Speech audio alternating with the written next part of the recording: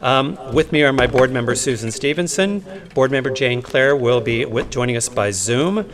Board member Nina Edward Anker is not with us tonight, so we have Quinn Pofel as our alternate, and Kathy Buxton, board members here. So with that, we have quorum. I'm going to motion to open the March 9th meeting of the Board of Architecture Review and Historic Preservation. Is there a second? Second. All in favor? Aye. Aye. That's a really long sentence.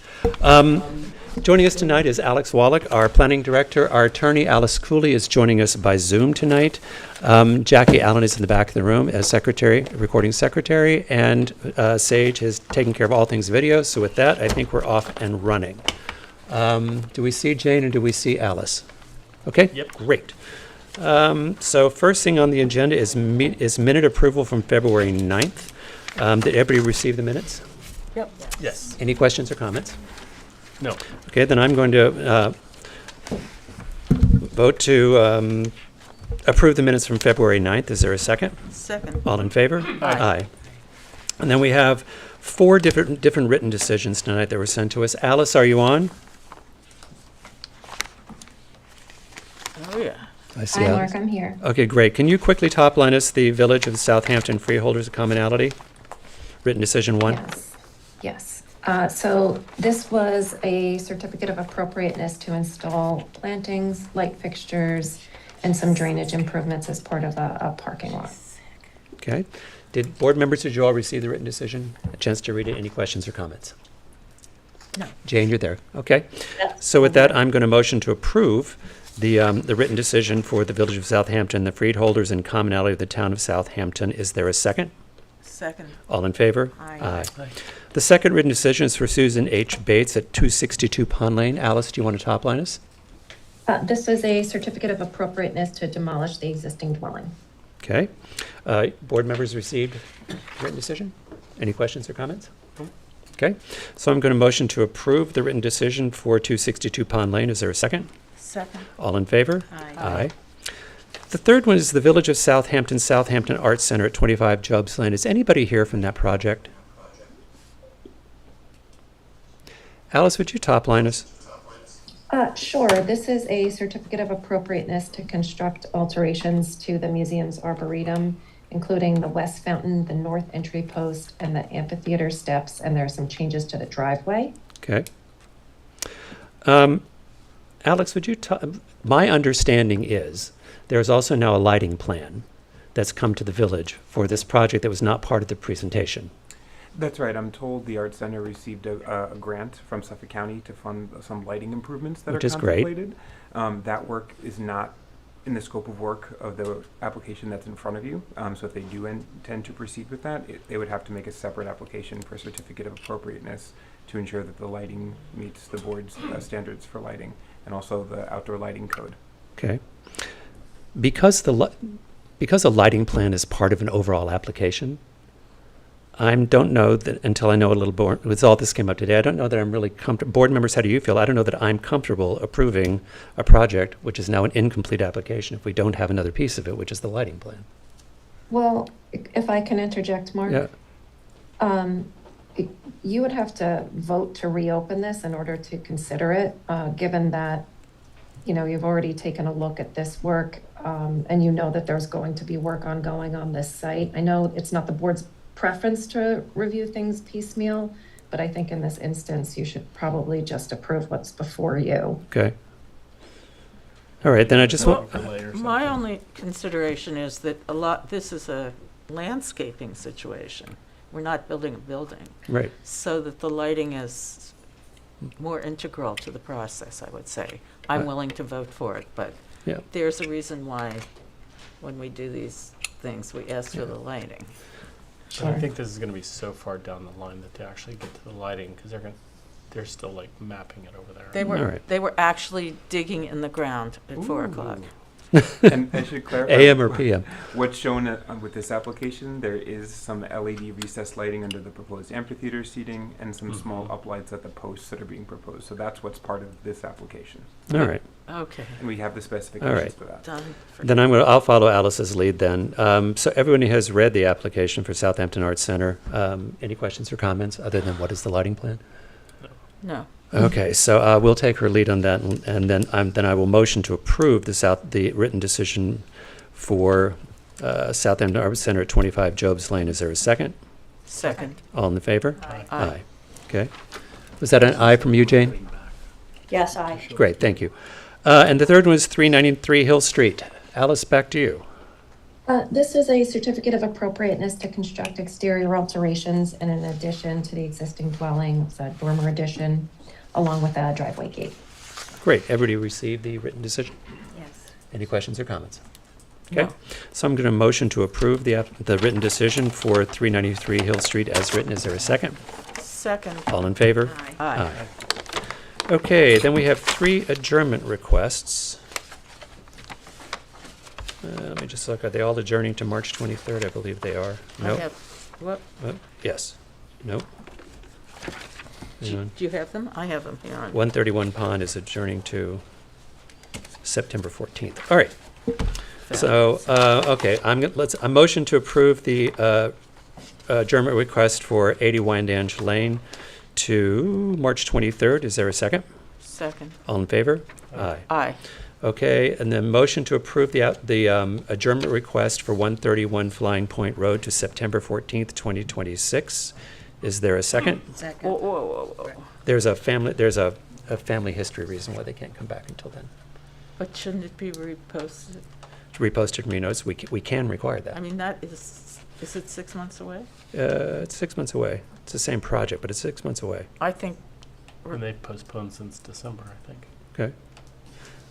So you can adjourn to that date on the condition that they repost a okay, notice. Okay. I just think it's not No, fair. I think you're Okay, right. Okay, Okay. That's a fair point to them. Okay. thank you. Then I'm going to motion to approve the adjournment request for 131 Flying Point to September 14, 2026, with the stipulation that they repost a notice. Is there a second? Second. All in favor? Aye. Aye.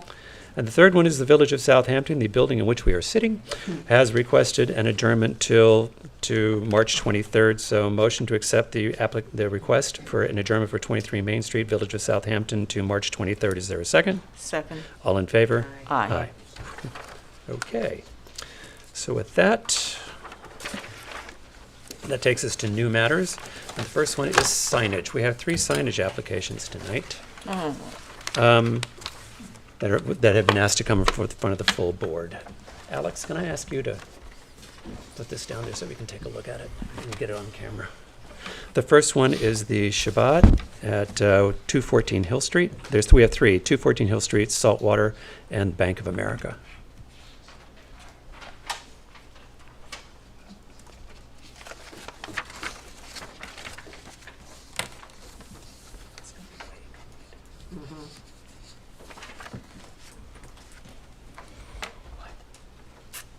Not this. oh. Okay. It's a little, the sun was out then. If you zoom in on that a little bit. Oh, boy. Okay. I thought there was an extra Yeah, I think it's. piece that shows the, oh, good, yeah. look at that. Great. Someone to help us. Didn't we just approve the gate on this? Yeah, There we go. Okay. that's it. And look at that. And there are signs on the left and Sun. right, or just signs on the one side? Oh, Okay. It's a one-sided sign.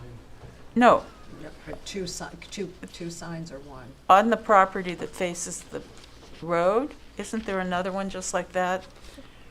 40 Across the feet down? across the driveway? I'm not sure. Oh, Okay. it's in somewhere. I actually did look at this, in that I mean, folder. isn't this? Do we have the folder? Yeah. I don't have it. In there. I'm pretty sure, or on a survey, I don't know, I can't remember the form of it. I thought I'd seen it. I might have. We did see it.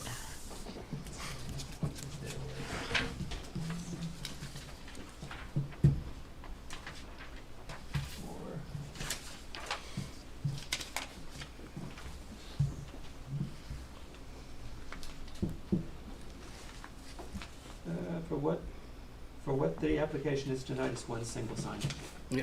There would have been a previous application that had 2, but for this application, just has the one. Okay. Okay, so you can just walk us through what the colors are and how they're mounted in the signage? Yep, so it's going to be a half-inch acrylic letters, and the letters are going to be blue. On a white background? Correct. Okay.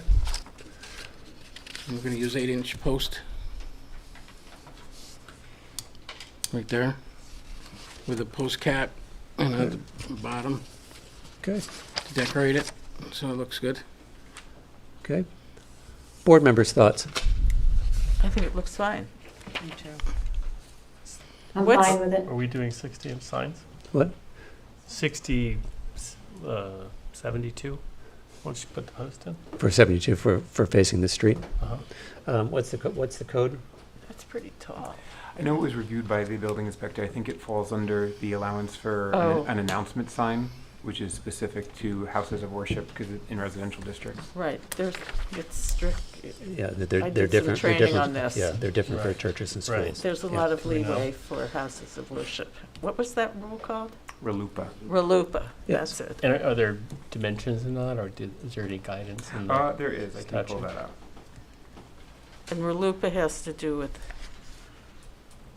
the freedom to Yeah. have, to advertise your place of assembly. I believe it's 12 square feet in area is the maximum.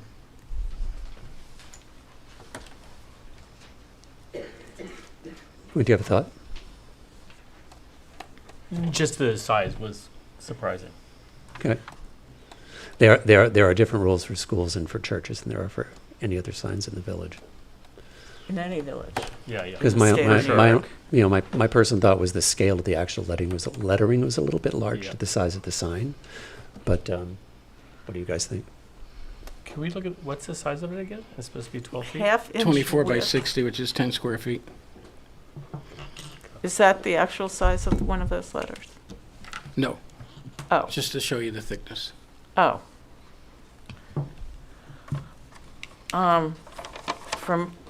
I don't have objections, somewhat based on previous training I had on RLUPA. Right. It's one I of mean, those if it's- training right. sessions, you know. I mean, yeah. It's pretty If there's interesting. leeway in size, then there's leeway in size, you know, Right. Right, so, Yeah. right. You good? I'm good. Okay. Jane?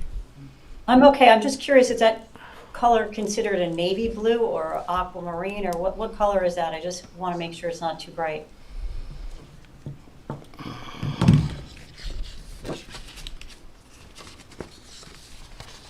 Do you have it? Don't they say? It's on the sample. It's flat cut blue. Could, Is it detail on the back of the sample?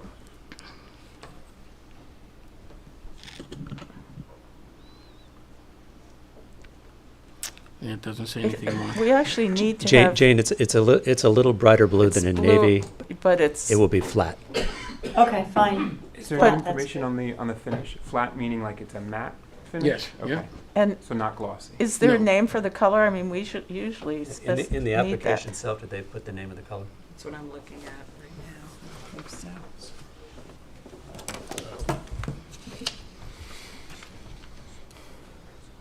I thought there was.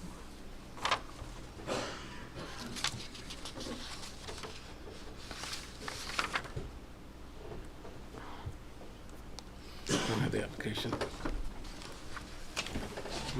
Just made says this? blue acrylic. Yeah.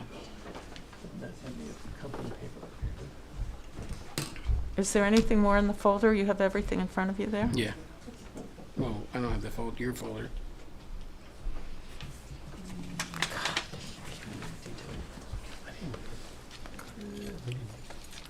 We need more specific.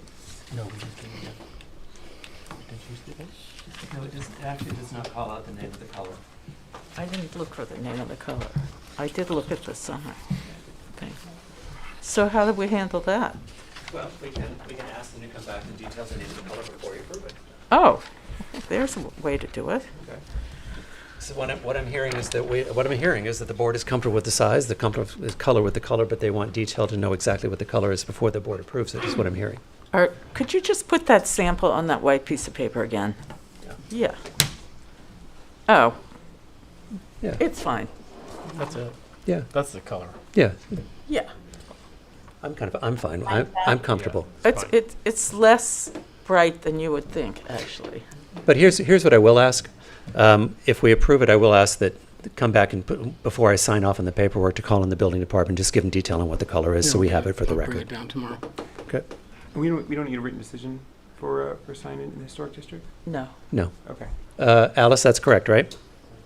Correct. You can just do it on motion. Okay. We'll So add it to the application. then I'm going to motion to approve the signage application for the Shabbat Jewish Center of Southampton, 214 Hill Street, with the stipulation that they phone in and give us the colored detailed information for the record. Is there a second?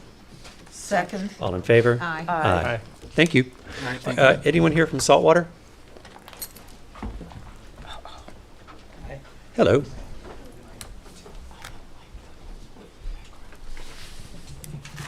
This is a sign application for 87 Main Street. It should be 89. 89 Main Street. Yeah. I don't know if that's on the. I have an extra copy if anybody needs up there as well, but Actually, can you turn- if you put it down on the table, they'll catch it by camera. okay. Oh, he came There prepared. we are.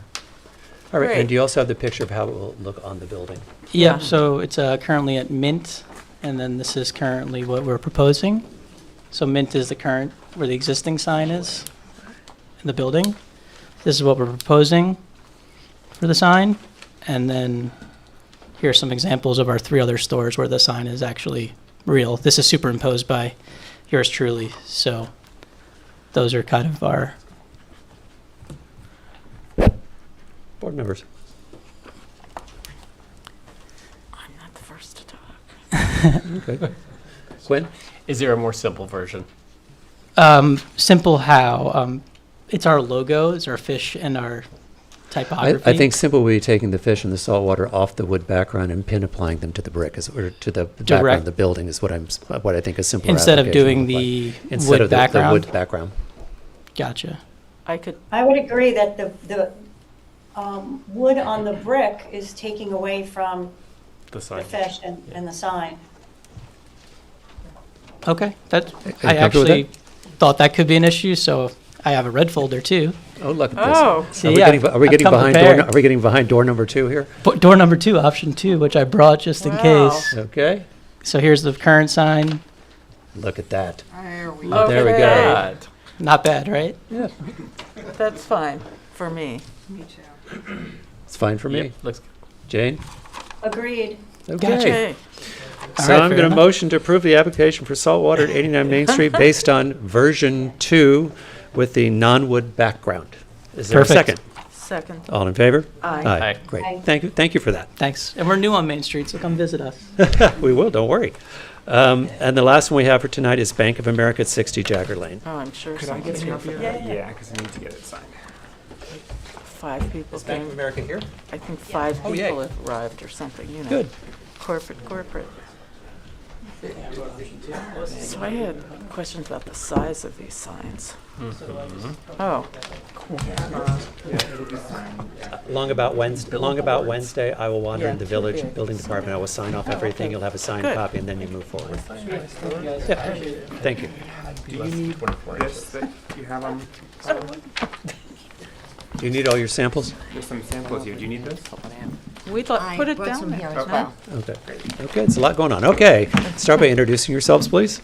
Hi, good evening. My name is Kim Witkowski. I'm with Kazam Consultants, and we are here for the Bank of America at 60 Jagger Lane. They're looking to replace the existing signage with some new updated signage. We propose 2 halo-lit letter sets, one on the front and one on the rear, Okay. as well as replacing the non-illuminated monuments. Oh. What would be great is if you lay the paperwork out Yep. so the camera can pick it up, and then we'll all see it on the here. And so can the public. Is that good? So, let me give it just one sec. And then the public can see it and know what we're Okay. talking about. There we go, okay. So that's the proposed, not the existing. The existing is This on the is right. existing. Yeah. Okay. And your proposed is on the left. Yes. Correct. Okay. Yeah. The size is different of the written bank. Yes, the sizes. Could you tell us the dimensions, please? The dimensions of the proposed sign overall, from the top of the logo to the bottom of the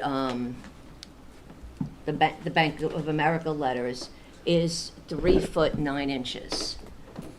The logo is 2 foot 4 inches, and the bank letters are 8 inches, 8 3/4 inches. And the previous is much smaller, right? I think she's asking for all the way across, left, right. This is just a, That's just a sample that's just a from another sample location. from a different location. We just can't see it on your diagram. What's the top number above Bank of, oh, there you go. 11 foot 4? Yes. Okay. And what are they now? What do they have now? Do we have it on here? No. Not either, yeah. And back- The we're doing square footage backlit. Yeah, that there, I it's, believe. oh, existing it's is 2 foot by 10. So if you, I don't know if you could zoom in here, it shows you the existing is 2 foot by 10 foot. It's about to be.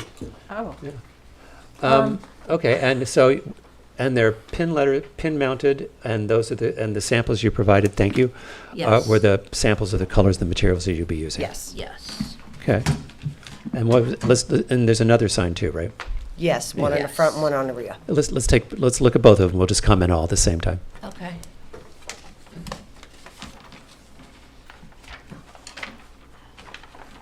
That's it. Yeah. Oh, That was the rear. This is the front. Okay.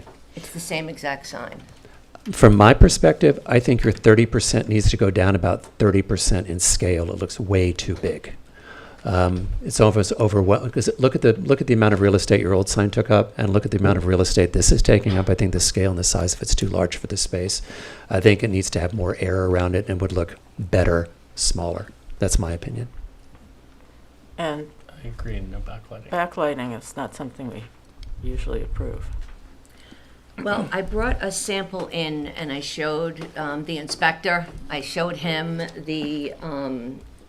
it wasn't one of these letters. It was actually another logo from a different sign. But I lit it up for him and I showed him that the lighting is minimal and it's backlit and it hits the building. It does not reflect out at all into any neighboring. So it just gives a subtle glow around the sign, so it's not, so, Here's what I think I'm hearing. I'm glad you not showed it to the listening. building inspector, but this has to be signed off by the architecture Right. review Oh, board. I understand. And I think what you're hearing is that size and scale needs to come down a little bit, and I don't think you're getting support for the backlit letters. okay. That's what I'm hearing. Okay. Would that be? Yeah.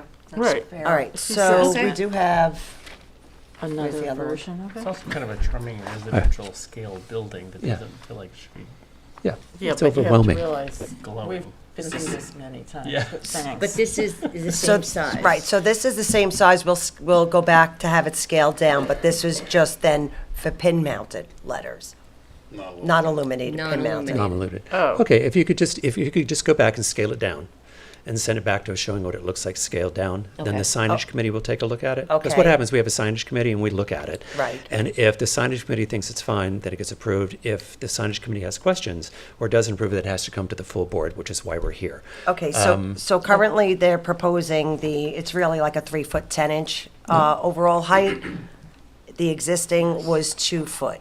So maybe like because this is almost 4 feet height as Yeah. opposed to the 2 feet, so. Yeah, it's hard to say without seeing it, but my instinct is it's about 30% too big. 30%. Okay. That's it. That's instinct. What do you guys have any guidance you want to give here? Jane, anybody? I'm not good at that, Okay. of signs on. Yeah, if it walls. just comes down, it'll have more air and, it'll look better and it'll look more typical to what we'd like to see in the village. Understood. It's probably the logo. Yeah, Okay. We'll All right, probably so shrink the logo you'll down. put that back in. yes. Yes.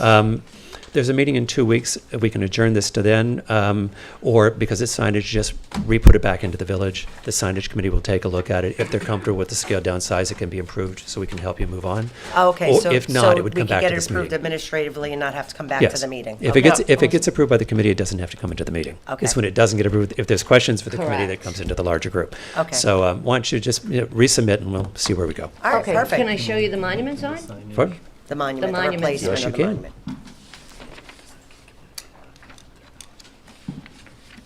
We have a replacement monument sign, which is replacing it basically like for like. The existing sign is 3'9" Thank by you. 8. I can't see it. 3'9" by 8, and the new sign is 3 foot by 6 foot. 6'8", so we're actually 6'8". going smaller Sorry. on the size of the sign Oh, no, the itself. sign is 6 foot. Yeah, of so, signs. so the height of the sign is increasing by 4 inches Right, but- on the height, The overall height. the overall height from grade. They Right. have a monument But the sign is actually They have a smaller monument in than front what's door and there. back Yes. door. Correct. That's what they have now. What do you guys think? I think from my perspective, the same comment applies. The size of the sign is about the same as what you have at the scale of your actual sign can come down within the white area. I think to sort of match to match the ratios you have of white to sign in the front and the back. Because right now, I just think it needs to come down a little bit. Okay, so you need the lettering on this scale down as well. Yeah. But that's me, but And I but pull board down the height too. Okay. It's like a 5'6" sign you can see over, but a 6 foot sign you can't. Okay. Well, it's currently 5'8". That's It's what the currently current at a is. height of 5 Where foot is 8 it actually inches. going to be positioned? Where the current one is. What? Same location, Same location. not changing the location of the sign at all. You know, I go on that street almost every day. I have no idea where that sign It is. feels really low in the space when you drive by it. Oh, okay, well, that's Doesn't good. feel like it's 6 feet tall, even though it's. So you would be Because more it- you would it be has more to do with comfortable the if it were can- lower. If it was lower. It's on a corner, It's current, correct? yeah, it's currently, It's yeah, it's also- currently So 5 for foot 8 inches. Actually Yeah. driving, some of these signs can be in the way. That's a corner where people Okay, I- really turn It's to also on Oh, that this is mark toward wood, the and now back. the new This one is is on toward the white, back so of the that's gonna building. make It's a not even huge close to the difference. corner. Oh, okay. Yeah, Well, no, we'll this is see. at the back I entrance. think I think the other thing you're hearing from the board is they'd be comfortable if the height of it came down a little bit.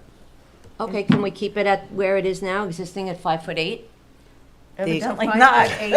5'8" is what dimension on the old one? Is it that top? It's the height from the It's the top height. to the, to Yeah. grade. It's the height of the arch. Yeah. 5'8" My is a question lot. is, And this is is it square. flat along the top, the new one, or does it have Yes. that arch? Yes, There's it's no flat arch. across the top. Correct, there's no arch. Okay. It could be a little smaller in my head. It's not a big, It's gonna look Building. like- And it's Okay. white. It's going to put a lot more visual What? focus there than the current It's sign. white? Rectangular, white. too. big and You it's know what I white. mean? And it's a Versus having rectangle. that arch, not that I like the arch, but I mean, it's being rectangular is gonna look more monolithic Yeah. somehow. But it does match the other ones. You know, it's better, but. Yeah, I mean, if that's what Yeah. you like. I just think it could be smaller.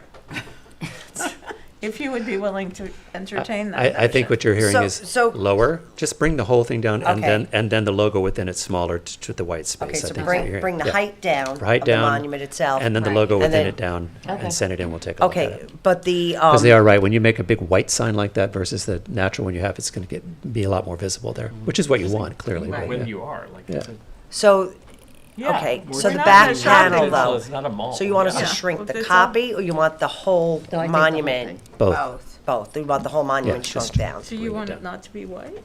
No, I think white's fine. Okay. If it won't. I'm just fixing the window. What? Oh. Are we blinding you? Them. This is why the first time we have sun, it's so exciting. Yeah, right. You Okay. can't handle it. It's like a sci-fi movie.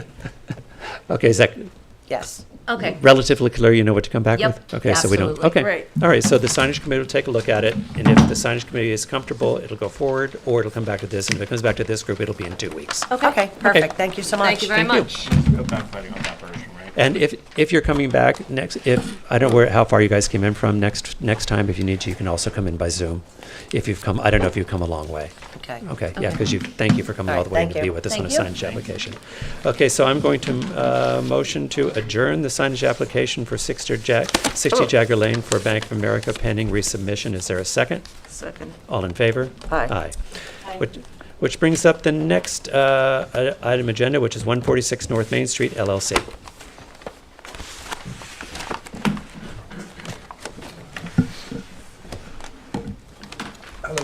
Hello.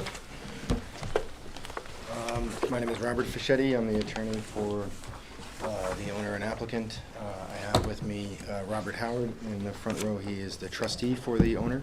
Okay. So I'm not going to repeat any of the stuff I went through last time. I know so we submitted a historic report. You had your consultant submit a report.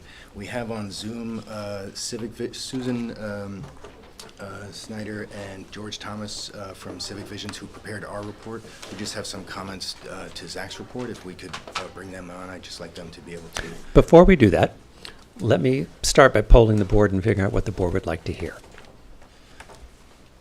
Oh, Do you want to hear? them. It's Do you brief. want to hear more from the historic report? Because we've heard from it. We've seen our own historic report. We are in a non-historic district, which means our choices are going to be to landmark the building or not landmark the building. So the question is, would you like more information?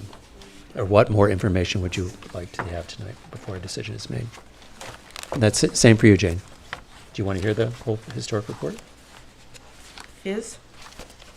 A different one, a dual? If I could just mention, what they're going to cover is in our report, but it's points that directly contradict what Zach has brought up in his. Oh, you're going to come and tell us the house is falling apart. It's not what this. Down to the yeah. history, the Yeah. style. I mean, there's some pretty on point comments that they have. They What? really, it's very brief. This is Okay. gonna be, I don't know what to say. We've had this before. Fight book. What information would you like? No. Okay. When? I mean, like, Okay, right? if you give them 3 to 5 minutes. Okay. That brief, Yes. yes, because they tend not to be, so. Okay. Again, they're not presenting their whole report. They're just Yeah. responding. Yeah, okay. That's all. Seriously, 3 to 5. Yeah. Yeah. Understood. Okay. They should be raising their Well, they should be. S&G, yes.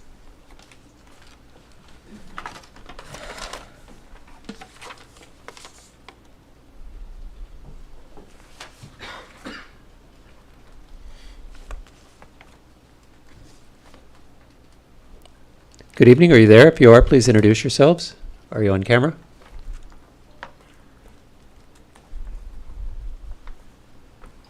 Hello?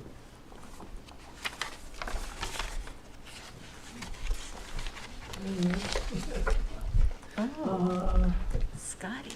Scotty's. Okay. We are unmuted. You are. And Okay. if you can, in 3 to 4 minutes, just top line what you need to tell us, that would be great. And what are their names? It is on George. Okay. Did they say their names? Yes, and start by introducing yourselves. I'm sorry. Okay. We're just trying to get our camera on, but that apparently is not working. Well, that's because you've shared your document. Your camera won't show you because you're sharing your document. Okay. Okay. That is fine. Very Okay.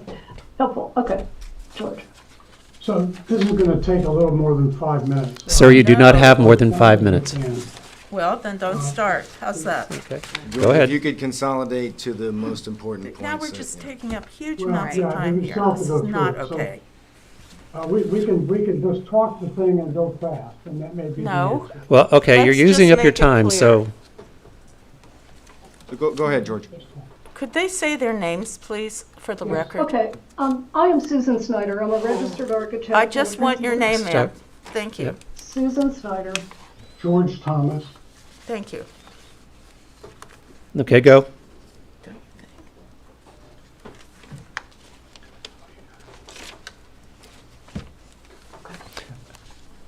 Okay, the house we're talking about is 146 North Main Street, located next to Our Lady of the Hamptons School, and it is not in an historic district. Zach calls the house not an historic district because it's at too great a distance between the North Main Street district and the Southampton Village district. But in fact, the North Main Street district noted that it was a discontinuity between the two districts. It was filled with altered historic and modern residential buildings. You can see now what we call the in-between area between these two districts has many large new buildings shown in yellow circles and altered or new buildings in the yellow dots, and in the immediate context, a lot of not new buildings with large additions. The issue that you're up against here is that to be an individual landmark, the building has to have more than just passing interest. It has to have significance, it has to be distinctive, it has to be the work of a renowned designer or possess high artistic value. We're going to make the point that this building doesn't meet that. And that in this instance, the historic special character, number one, is his special character, historic or aesthetic interest. And Zach describes this from his initial statement as a modest house, modest in scale, a vernacular builder's house. We agree with him. but the other big piece is that what he also will talk about in his report is how this is such an unusual plan. With an entrance off a porch on the side into the living room. On the left is a standard low-price cottage that has exactly the same plan and the same cost-saving device of the stair buried in the wall, so you didn't have to pay for a newel. On the right is 146 North Main Street, same plan. The other criterion is that it be identified with significant persons or events in history. And Zach notes that little is known of Chauncey Norton, for which this house is called the Norton House, except that he worked as a carpenter and builder. We know this because he's listed as the owner on the Beers Atlas of 1894. But we did a little bit of research and found out that, in fact, from the census, that he was living with his father-in-law in Sag Harbor in 1880. He's in Southampton Village. He identifies himself as a house carpenter, not as a contractor or builder. But the bigger issue with Norton is that there's a really unsavory side to him, and that is that he broke his son's will, who wanted to leave a fortune for a new hospital, first in Greenport and then in Southampton, and instead just took the money for himself. So Southampton's hospital was delayed. His legacy is not one to be celebrated. That's an opinion. Go ahead. The only other person we found living in this house from census was Henry and Mabel Billard, engineer at the hospital. They lived there in 1935 and 1940. We could not find any other people recorded as living in I'm just this going to house. tell you, you're at 3 minutes. You have 2 minutes to go. So what if you'd like to talk to us about the house, that would be great. And Mr. Stubenroth says that it's significant because elements of the Queen Anne style, irregular massing, multi-pane sash and turn porch post. Next, please. But what you'll see is all that is just basically catalog stuff that was being sold at the local lumber yards. The window the same. Same for the window. Catalog, stock stuff. Same for the door. The only difference with the door is that it's the cheapest door you could get. The typical Queen Anne door is more on what you see on the right. He discusses the house in comparison to other houses. He's incorrect about that. Okay, you're at 4 minutes. The most critical thing is that the houses of the period are all much more elaborate, much richer than what this house has.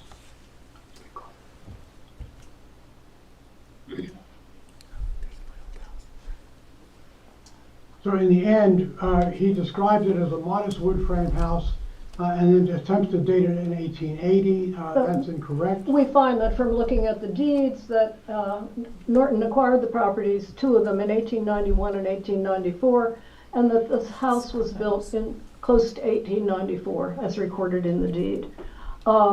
It is not part of a unique location or a singular physical characteristic. It's a two-story gable roof dwelling, which is ubiquitous in Southampton. Again, the context is large non-historic properties in the North End. The immediate context is large properties shown in yellow here next to the red dot, which is the house.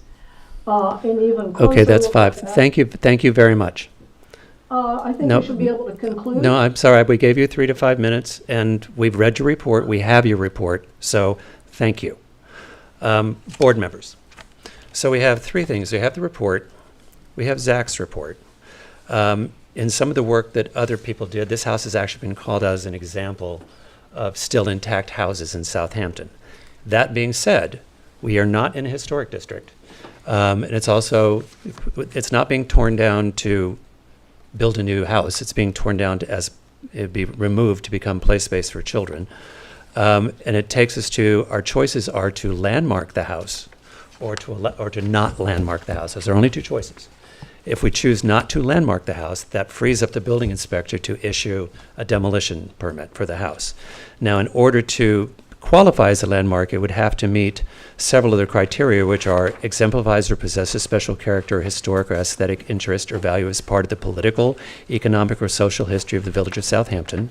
It would have to be identified with persons or events significant in local, state, or national history, embody the distinguishing characteristics of a type, period, or method of construction or design style, or is a valuable example of the use of indigenous materials or craftsmanship, or is representative of the work of a designer, architect, or builder. It represents an established and familiar visual feature of the community by virtue of its unique location or singular physical characteristic, representing an established or familiar visual feature of the community. 5, it has yielded or may be likely to yield information important to prehistory or history. Or 6, is the work of an architect of significance. Now, it doesn't have to read all of those, but you'd have to read, more than one, a couple of them to actually qualify. It's 1 or more. For 1 or more to really qualify for landmarking to stand up to the test. So the question comes down to, when we've been here before, is this house, a house that we want to go down the road to landmark, or not? And just to clarify, what you would be deciding tonight is whether or not to have a public hearing on that question. You wouldn't be deciding that. Right. tonight necessarily. If that's right. If we choose to move on landmarking, then it goes into public hearing. Right. We do not decide that on our own. So, board members, it comes down to, I say no. okay. Sadly, but I'm all for a public hearing. I'd like to celebrate the modestness of this home. I don't think that we can just say because it's a smaller home and some of the components are from the hardware store that makes it any less relevant. A lot of the Sears houses were very prominent in the day, and I don't really think it makes a difference whether it's 1894 or 1880. I do think it's unique. I think it is a social history. I just don't think it should be torn down. That's where I stand. Well, so you would be in favor of moving into a public hearing, Yes. okay? I mean, I think by the process of elimination, there's several of the items on the list that we're not going to meet, but then when you look at the list, if we're hitting 1 or more, I think that probably justifies moving to a Public hearing, public hearing. okay?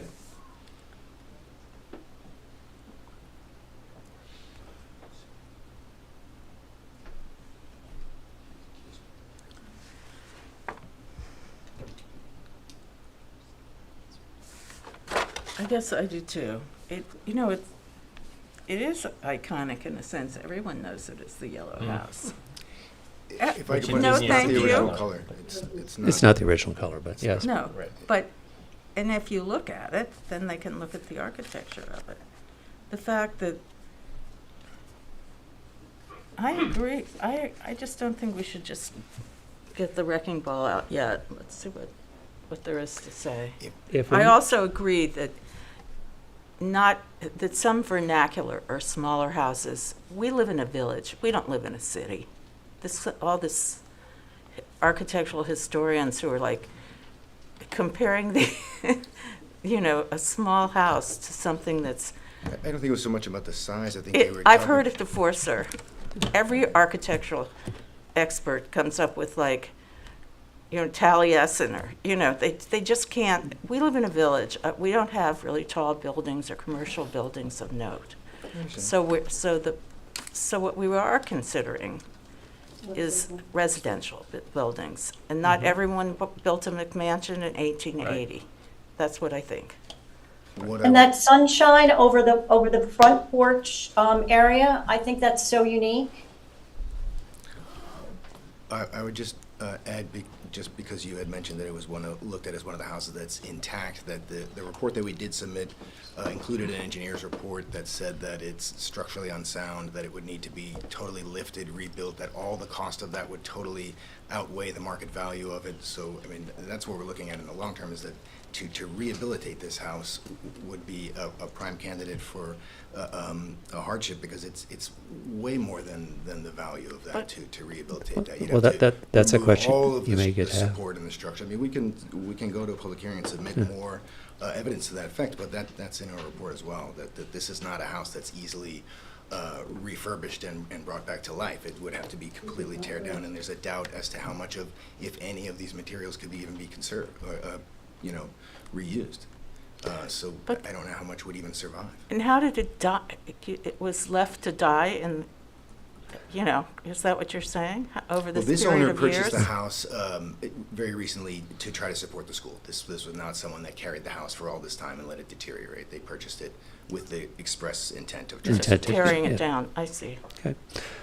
Let me ask you this, Alex. Yeah. If we vote to take this and pursue landmarking, the actual landmarking decision would now lie with the trustees. No, that That power would is still- retained by this board. Okay. We would have to schedule a public hearing for a future meeting date. Okay. So would you just detail us, if we do go down this path, the process? So if the board scheduled a public hearing, probably we couldn't do it in the next one, but at the following meeting, we would issue a public notice in the newspaper. There would be a mailing that the village would do. We would contact the property owner, and then there would be an opportunity for anyone to be heard on the application. And then it would be up to this board to determine whether or not it meets one or more of those 6 criteria that you mentioned. Okay. So with that, What are Jane? your thoughts?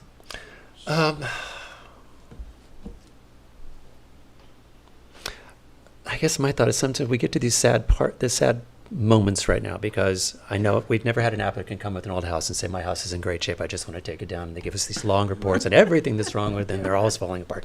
So I don't give that a lot of credit, because old houses can be rehabilitated. We've rehabilitated many of them in the village. I think part of our job is to look out for the village. I think it's interesting because what they want to use this for has an important purpose to the school. I think we've never gone on the process of doing it, but I think, when we went in, the historic reports we've had done from other sources for the village have highlighted this house as an intact example of an original, Southampton modest house, of which there are very few left. So I think it deserves consideration, and I think maybe this is the time, it's a good time to hear from the public. Let's get an opinion on what the public thinks, because we make the decision, but I think it's always good to get input from the public. And if by taking to public hearing, let the public hear the information, get more feedback. I think we're doing a good service to the village. That's what I think. Agreed. Okay, so Alice, what is our next step here? So I'm going to need you to identify what criteria you think may apply. Okay. From what I've heard, I think it might be criteria number 1 and criteria number 3. But if you're going to vote to pursue a public notice for landmarking, then you should identify the criteria that you want to landmark under. Okay. Board members? I think that's reasonable. Okay. Definitely 3.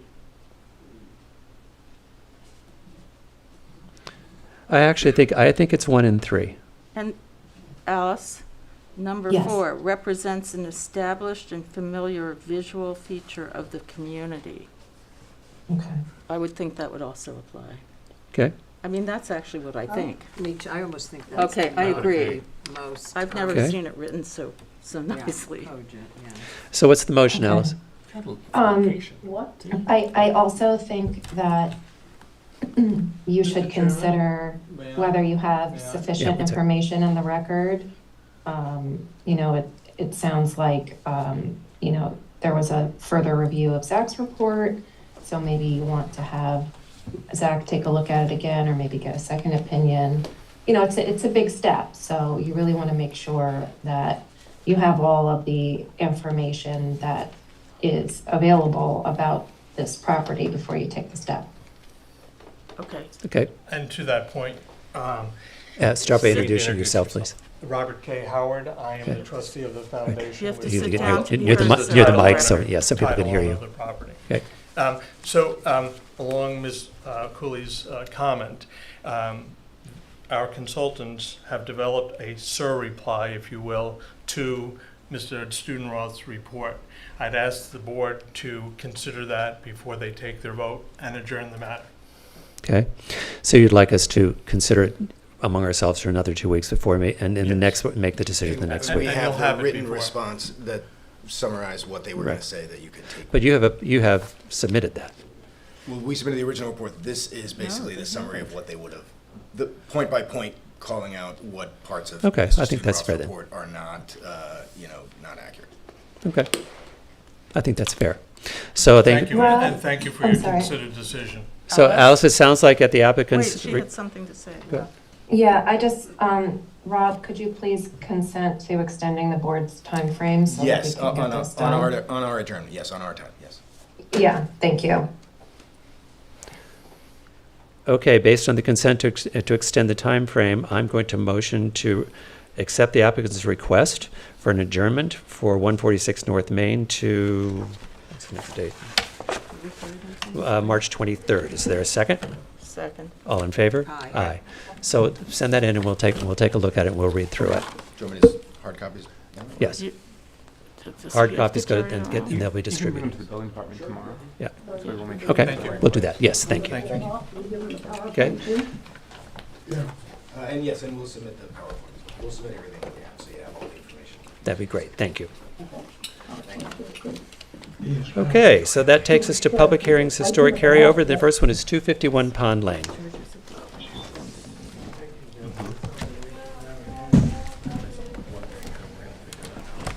Just gonna have to, I still think he's right. Welcome back. Thank you. Start by introducing yourselves. I'm Pablo Jendretsky Design. Okay. I'm here with my client, Yeah. Daniel. I am Daniel. I'm Daniel Henry. I'm Daniel Henrique. It's nice to meet you. And Vanessa Enriquez, a client too, and Calvin Casa, present. If I may just say one thing before we start, very brief. First, nice to meet you all in person. I've been doing these meetings via Zoom. I wanted to thank you for your time dedicated to this project. We all know this is the fourth time we're here. We were very encouraged last time. You said we were close, so that encouraged and inspired us to be here in presence today. And I'm not going to do the presentation. I can do that. Pablo will do it. Just something very brief. I think you will see a house that has changed substantially with your inputs to incorporate and accommodate your input. We love the way it looks, and we hope we do as well. We think we're very much aligned with the guidance that you have given us. So, that's basically it. So thank you very much for your time. We hope and we hope you see the same, that we're ready to move forward, and we very respectfully, very much appreciate your support to approve this project. Thank you very much. Thank you very much. Okay. If you'll just make that microphone your friend. Okay. Can you hear me well there? All right. Just like we did on the other occasions, I'm just going to go through the renderings rather than the floor plans and technical elevations. They're easier to see. I'm just literally going to point out the adjustments we made from since the last time. So here's the aerial view. We wanted to point out that we took note of the comments about the proximity of the pool house and the pool to the tennis court. So we rotated the pool 90 degrees and moved the pool and the pool house together further west. And we did that to just about the limit that our arborist suggested, so that the 200-year-old tree would not be affected. Right. So now that makes it a more breathable set of components on the job site, on the property. Okay. On the front facade, the one facing the street, south facade, we extended the porch east-west long enough to take over the bottom of the two windows that were projecting cantilevered windows. Now they're no longer. And we adjusted the detail of the trim. That was one of the comments that kept on coming back all around the house, and the distance between the columns to the edge of the eaves. So it's all consistent basically at 8 inches in every elevation. I may mention this one too. We lowered the house 18 inches. We had it 24 inches above grade, and we decided to lower the house entirely without keeping the 35 foot height limitation. We literally just lowered the entire house, which basically means the whole structure is less bulky from whatever you're looking at. That's the same rendering from my different angle. Now we're here in the east elevation. We closed the carport. You may remember the carport was an open space, and it had a balcony at first, and then it had a pergola. Pergola, yeah. So now we closed it, we made it simpler, and we also simplified the trim covering the pergola, so now you don't see the end of the rafters anymore. So we think we just cleaned up the vocabulary.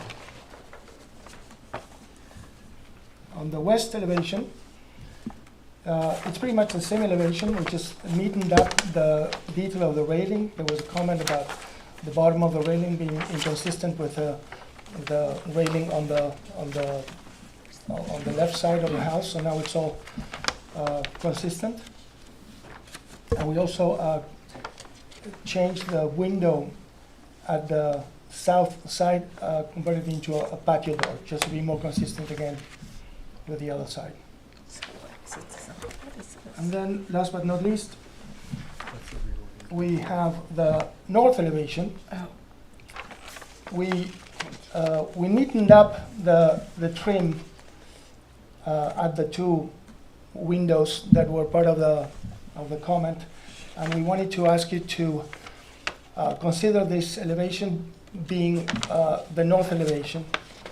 By that, I'm saying that it's elevation that is the least visible from anywhere. And here you have a context plan that shows, I'm not sure if you can see that, but that elevation, the north elevation, faces the longer part of the lot, and beyond the property line there are 2 tennis courts, and beyond the second property there's a swimming pool. So our understanding is that if there is one facade that is the least visible from any public place or even a neighbor, would be that facade. So with that, we welcome your comments. Okay. Thank you. You're welcome. Board members. I think it's a big improvement. I think it looks really good. Kathy?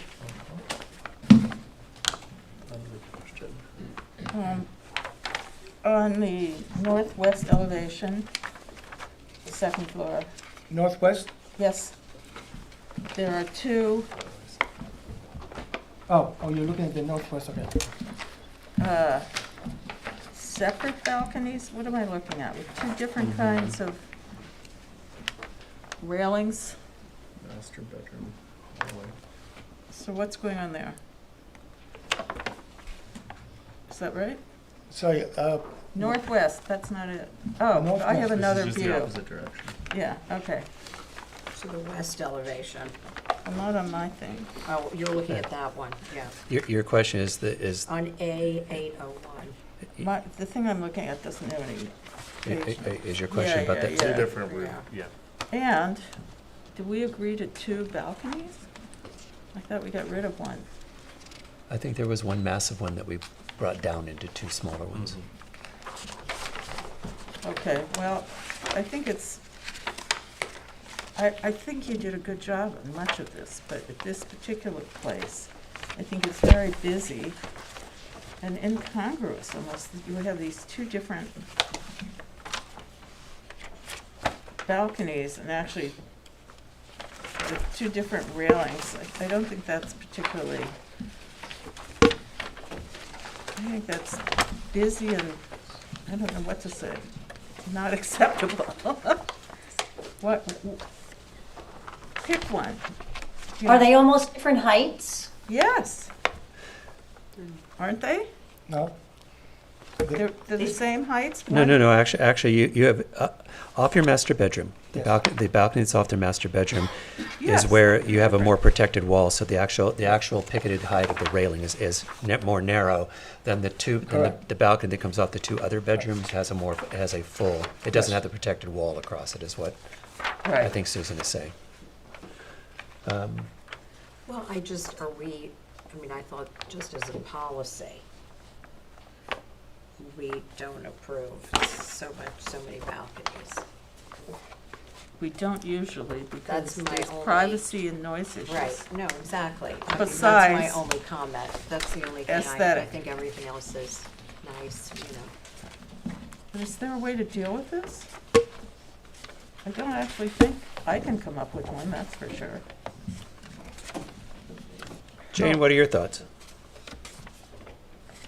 I agree with Susan that it's somewhat incongruous looking at it because they do look different heights. Now I understand one is built up from the side, and they do have different railings. I don't know, it just seems like the length of that larger balcony seems maybe not necessary. Could you show us the elevation again? I'm sorry, here. Which way are we facing with all of this? This says northwest, This is northwest, okay. whatever that is. I would, to me, from my perspective, because both of the railings are the same height, that they differ, makes it look less like one big balcony to me. The question is, where we started out with the balcony all the way across the back, they brought it down, is for the balcony that goes off the 2 bedrooms to the right of the master bedroom, you guys still feel that's too big? What is the length of that larger balcony? 38 feet. 38 feet, and the depth?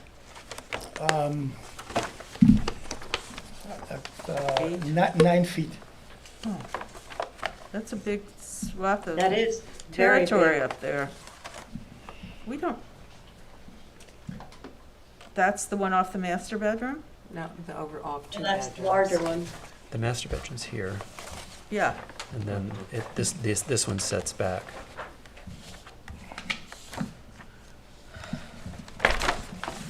I think you've gone to great lengths to listen and make a lot of changes, and I think the house is much improved, but I still feel like that balcony needs to be downsized somewhat.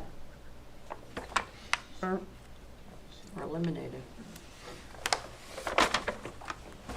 Do you need those 2, I don't know, there's something off about it, there really is. The rest of it, I think, looks really pretty good.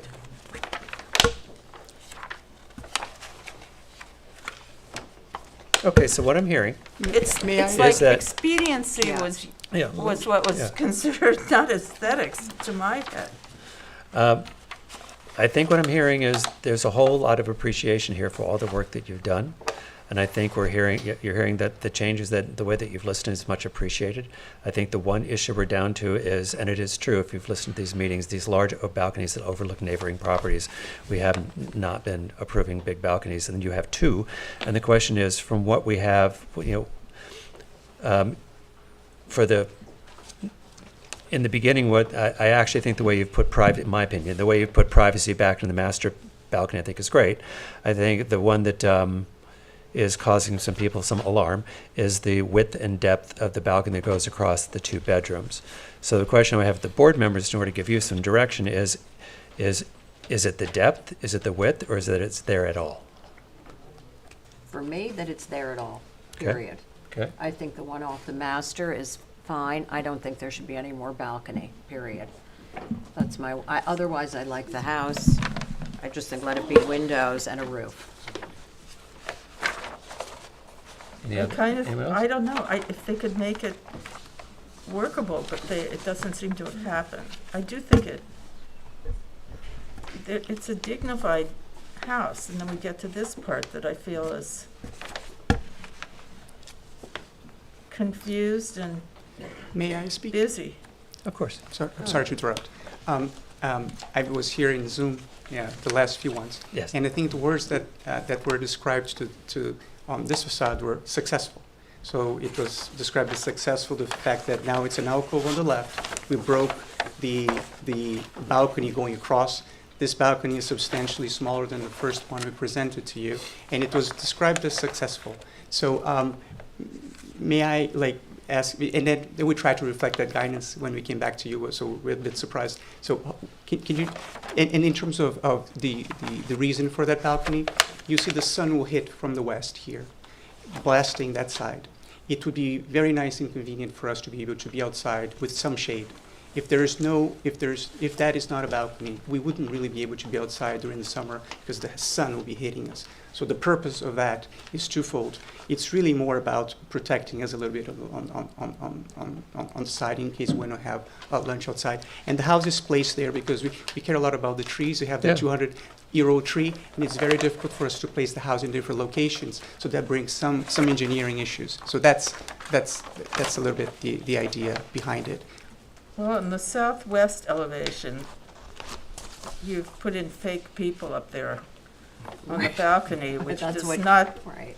support.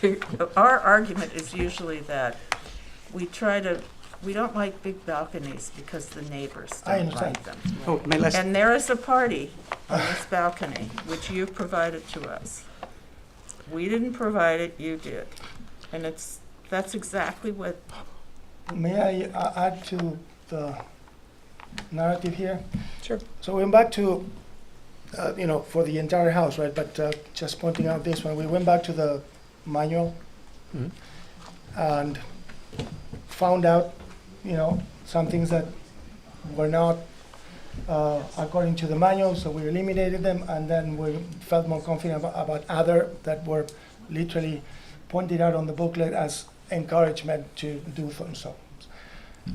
But one of the things I also found out,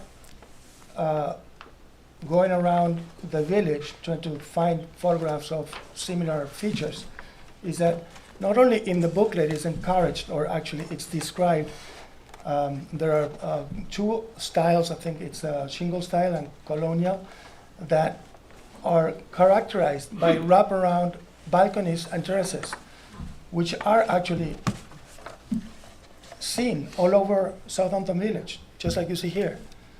These are photographs I took 2 weeks ago. well, did we approve? Entire length of the building, you have these balconies. I don't know that it says those are encouraged, but okay. Right. I don't think, say what you will. That also looks like it has a piece of water in front of those it, so actually it's less in of the a village? neighbor. It's It's primarily I find it hard. It's a pri- neighbor it's issue. primarily a That's- neighbor issue, yeah. yeah, because that's That's Is has it a in- body of water. that's in that's front of it. Wendenge. That one's on Right. Wendenge, and that one's on, yeah, I know the houses. Carl Benacasa for the applicant. Yeah. Good evening. Good evening. Good to see you all. Just one point I wanted to raise. I appreciate the concern regarding having a balcony sort of looming over the neighboring lot. I would point out here that this balcony is in excess of 100 feet from the western property line, and that in between this balcony and the neighboring property are several mature trees that are going to be preserved. So I don't think the concern that this balcony would serve as some sort of stage over which they would sort of loom over the neighbors I don't think that's a legitimate concern under this. I actually do not agree with you. That's fine. If that was next to me, and there were those partiers in this picture, in this rendering, I wouldn't be real happy. The noise is part of it. That is the two bedrooms up there. There will be no party in the balcony. People tell us all kinds of things, But sir. you I'm could not a sell, police- I No, mean, we can whatever, send- we can't We control can't it control to the that. future. We can yeah. control it from here, but we can't control it once it's up there. Then it's legal. Right? Once it's built, it's built. Yeah, I'm just saying there's of Yeah. 2 bedrooms. Yeah, and you can go right out of somebody's bedroom that's beautifully made up and party like these people. In your picture. Yeah, you did it. I didn't do it. Quinn, what's your thought? I hear the sensitivity around the balcony, but I mean, You're it's, okay? I would sort of go on record that from where we were to where we ended up, I understand everybody's comments about it, but given the location, is there any way?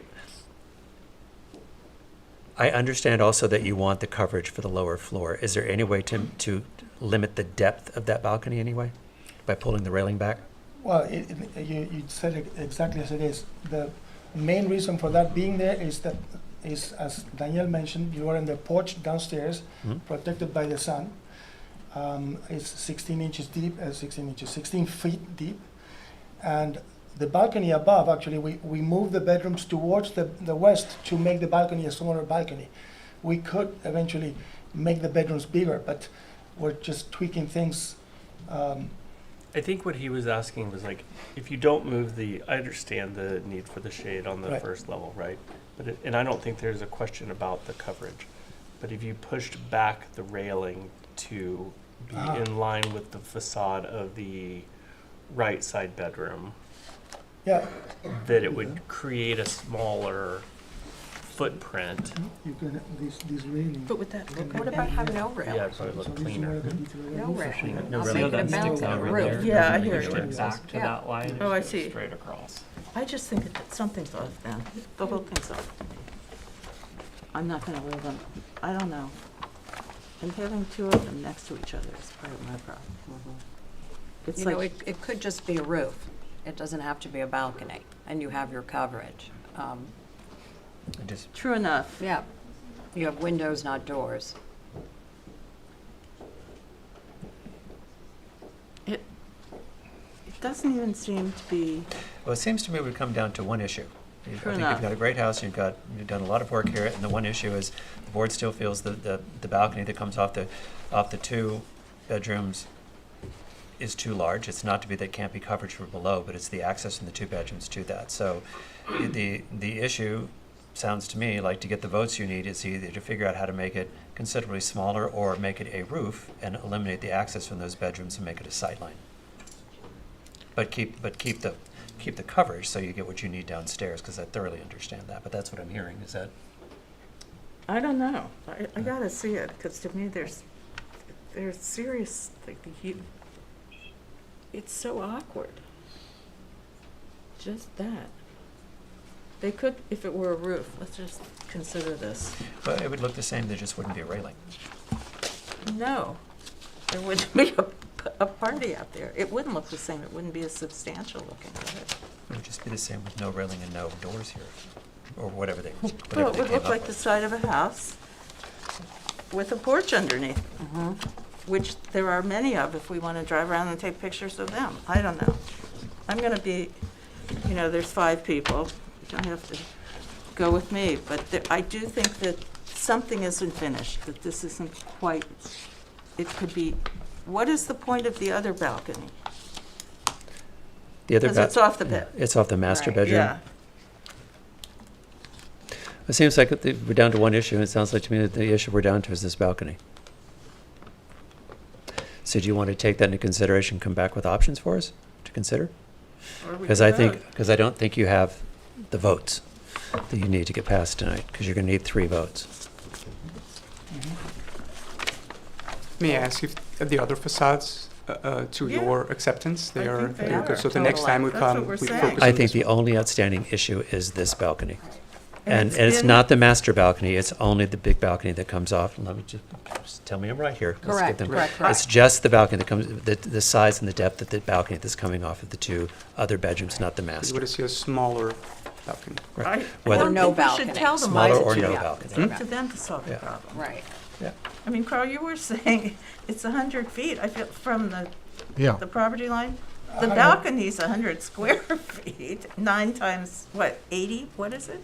I remember when you have, 30, and also when you have, by by code, nine. when you have balconies on Oh, the second yeah. floor of this size, you also have 30 required feet. lighting and you That's also have still quite a noise, lot. so. But that's square feet, linear Square feet feet, from yes. there. Yeah. Are there any comments from the public? Oh, good question. You know, there aren't really there are lots for sale back there, but there aren't any houses, are there? All right, so I think you've There's- heard what the one concern One is. is not, there's Yeah. not a house. There's an old abandoned, it looks like. So do you want me to tennis adjourn court. this to next meeting, come back with a solution so On we the can house. finish this off?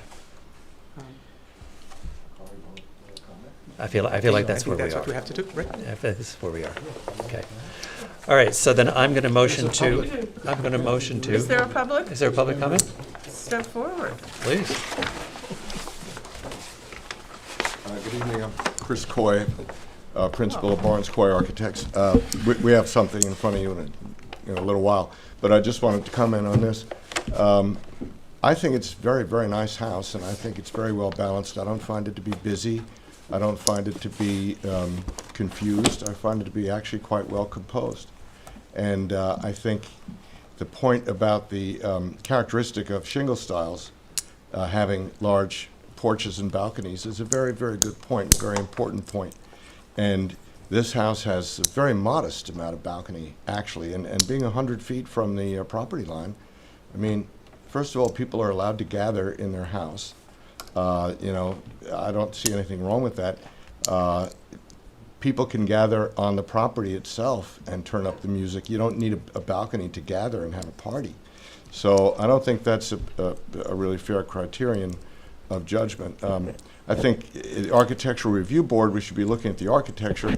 You know, just giving my opinion as an architect, I think it's fine. I think it's typical of the village. I've been out here for 32 years working here. I have several hundred houses built in the area, and I find it to be consistent with what you would see in the village. Okay, thank you. Anybody else? All right, so you want to adjourn to next meeting and come back and take a stab? Yes. Okay. So Thank you. I'm going to accept the applicant's request for adjournment for 251 Sorry, Pond Lane you to have March something? 23rd. Sorry, I just wanted clarity on, the issue is the size of the balcony I just think, and the depth of the balcony? Just so is that the primary concern of this? Well, some people think the primary concern is having that balcony at all, and some people feel that the size and the depth of it are too much. So I think you should take that into consideration, come back and. And is it having the balcony of this size or having two balconies? I think it's the big balcony of the bedrooms, because while I understand the previous gentleman's comments, one of the things we are charged with looking at with the ARB is impact of projects on neighbors. Now, truly, on smaller, it becomes even more significant on smaller lots, but when you have, and one of the reasons and I've been on the board now for I think 6 going on 7 years, we've always limited second floor access because the projection noise, and also when you have access to second floors, lighting and sound off those does impact neighbors. So there's a lot of precedence in history of us looking at this, as we're not picking on this one house, because that I agree that the house is actually beautiful. It's a question of the impact. This is just an impact decision we're making on this house on neighbors, consistent with the impact statements we've made on houses that I've been on the board with for years for the same issue. So that's what I would tell you. I just wanted clarity. No, on the no, issue, I think so- it's a very fair question. and could I just? Sorry, go ahead. I don't think it's our job to tell you like X, Y, and Z, these particular things. There's a problem with the balconies from my perspective, and it's up to you guys to figure out how you can ameliorate some of it. Some of it has to do with privacy noise. That one balcony is for sure too big. I think having the 2 balconies is just more of the same. But I feel like it's up to the architect to figure out to try to deal with the problem. And you did on every other side of the house, right? We started at a different place. two last words, because I have this, and I presented this 2 meetings ago. Just wanted to note, from that facade to the house next door is 160 feet, Mhm. and there's trees in between. We understand. What was the second thing I was going to say? Oh, no, that was it. All Okay. right. Okay, so I'm going to motion to accept the applicant's request for an adjournment to March 23rd for 251 Pond Lane. Is there a second? Second. All in favor? Aye. Okay, cool. So we're down to this one issue, so we'll see you in 2 weeks. Thank you. Thank you. Thank you, and I appreciate all the work that you're doing and the listening. We really, really do as a board. Thank you. Thank you. Okay, so that takes us to new matters. The first one is 456 Old Town Road.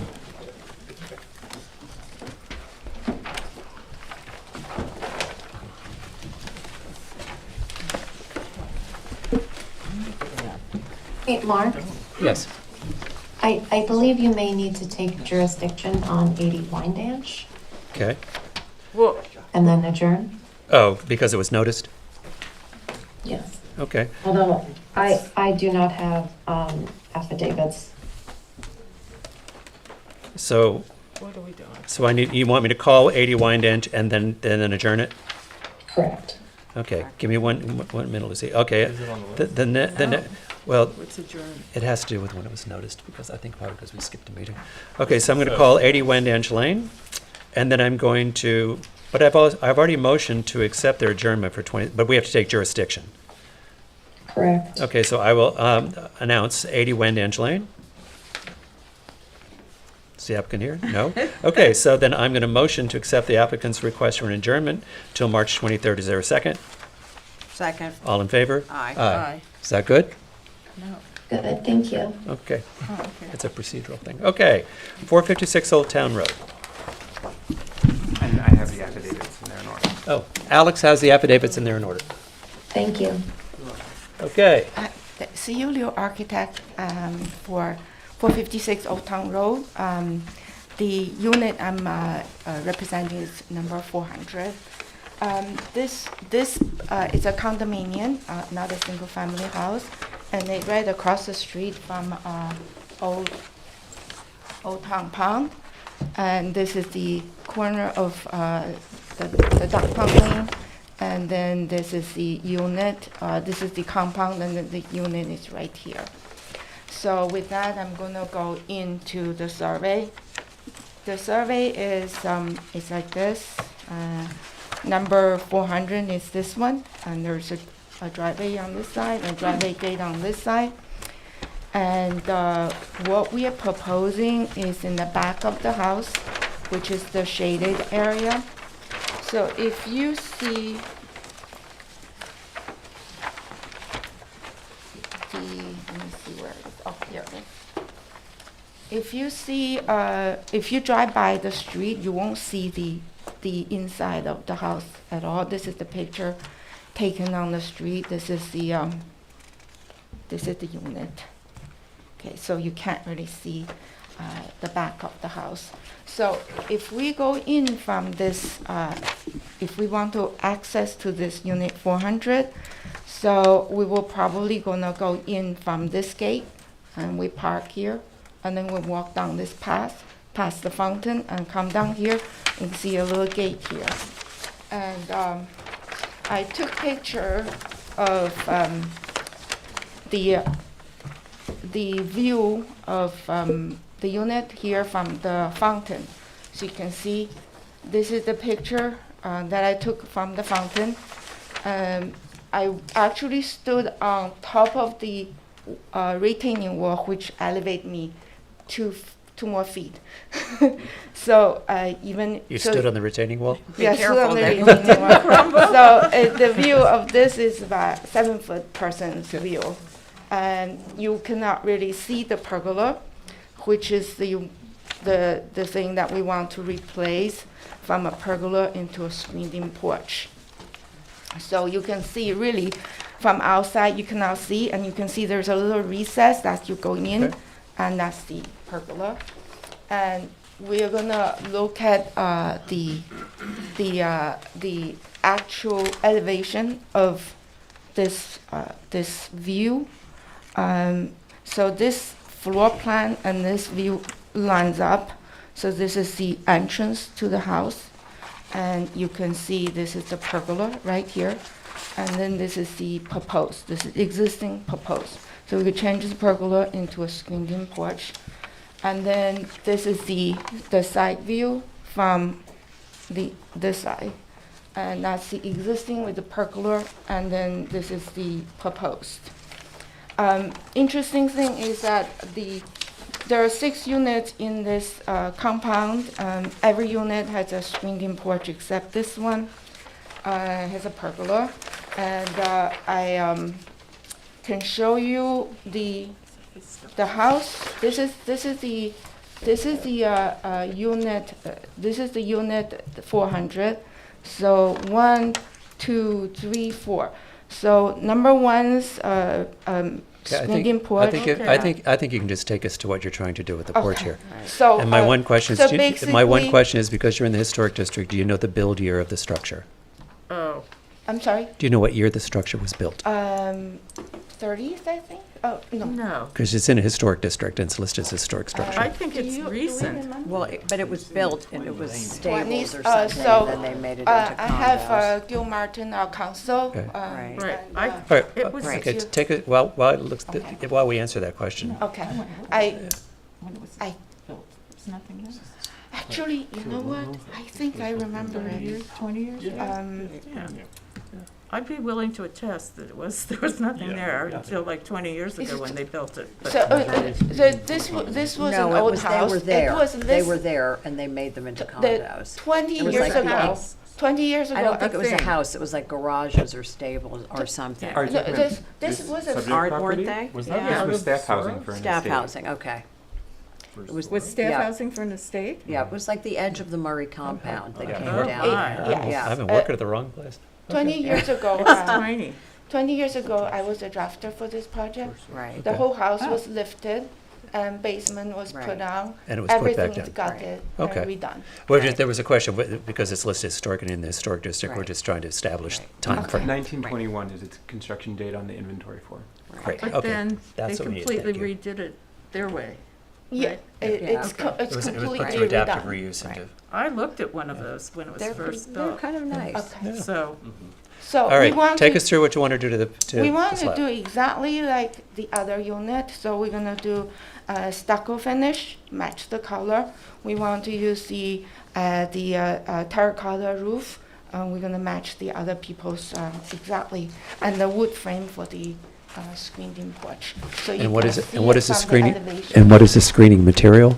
I'm sorry. What's the screening material? Is it plastic or is it copper? I believe, if I remember, it was aluminum. I could be wrong. Okay. But we're gonna match it. Okay. You're matching the screen porches on the other We're houses. gonna match everybody else's screen Okay. porch in this unit. in Do you this have compound. condominium approval? Is that part of, I mean, I know maybe it's not We our don't know. affair, The but condominium. No, but I did, it's a good question, I asked They it, yeah. tell us to go in front Go of the ahead. board. So they want approval from us and then it goes in front of the condo, because that was my question. Then the Yeah, condo yeah. board, then he goes to the building inspector who asks for the condo approval before he does because it's a condo or co-op? It's a condo. It's a condo, so that he'll need condo It's a- approval before he signs up. Okay, just for Right. process. Okay. Right. So we're first on, and then they go back. Okay. Okay. Board members, any questions or any comments? I have no objection. Me too. Yeah, seems Great. fairly I'll straightforward. tell you, I been there once, but it'd be like getting into Fort Knox. You can't see it. And I Great walk little unit. past there every day on a walk. All right, any comments from the public? No. Okay, so then I'm going to motion to move to written decision to approve the application for 456 Old Town Road based on documents presented on March the 9th. Is there a second? Second. All in favor? Aye. Great. Thank you. Something got Okay, done. so that brings us up to 70 Main Street. That's a pending historic report. So, and the historic report came in. Is the applicant here? Okay, Oh, Carl's back up. That's right. and you're back. Good evening. Nick? Carl Benacasa, 860 Montauk Highway, Watermill, New York, for the applicant. We just received Mr. Studenroth's report. Yeah, we got it today. Okay. And I think, are we ready to present our? Yes. For the public, where's my copy of Zach's? Oh, you have a copy of Zach's report. Here.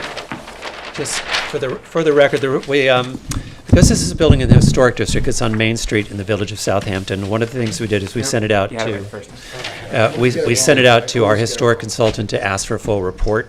I'm going to put on the record, I'm going to top line what came back, is it looks like in the 70s, the facade of the building was changed. The building itself is, hang on. The 20s. Is from the 20s, hang on. 1928 was the original 1928. structure. It was That identified, building and it was was identified as a bank. It was a grocery And it was Latham House. Oh, And with offices of William B. Platt above. But what it turns out is in the 70s, the front of the facade was altered, which looks like it put in the curved windows that you see now. And the identifying factor is if you look at the brick line from the original structure and the brick line from what looks to be the extension that was done in the 70s, they do not match. And there's a difference in materials, mortar color, that it's a little the evidence that we went through some time factor change in this building. So now that this board knows that, and we're not dealing with original 1920s facade and construction materials, now we're going to go forward and see what they'd like to do with the building and see what the next step for this building is, and that's how we got where we are. Okay. I'm going to go first. Okay, I'm Zachary Clenahan. It's good to see everyone again. Hello. I think it's good to start with the challenges that we face on this project. We were asked by the client to get a more direct line of sight from people passing by into the building itself. Right now, it's not as a clear line of sight as it is designed.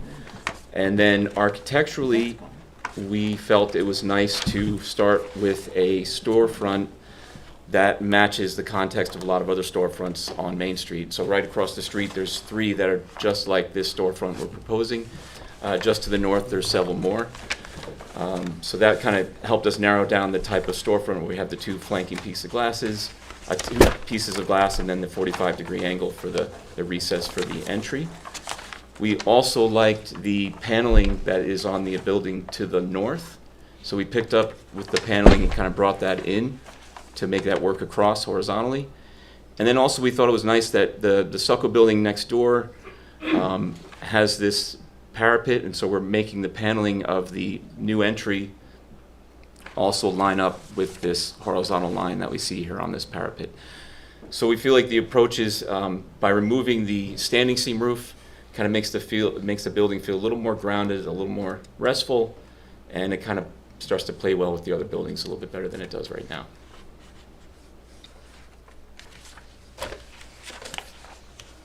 I know you've rendered it. Could you take us through color? Sure.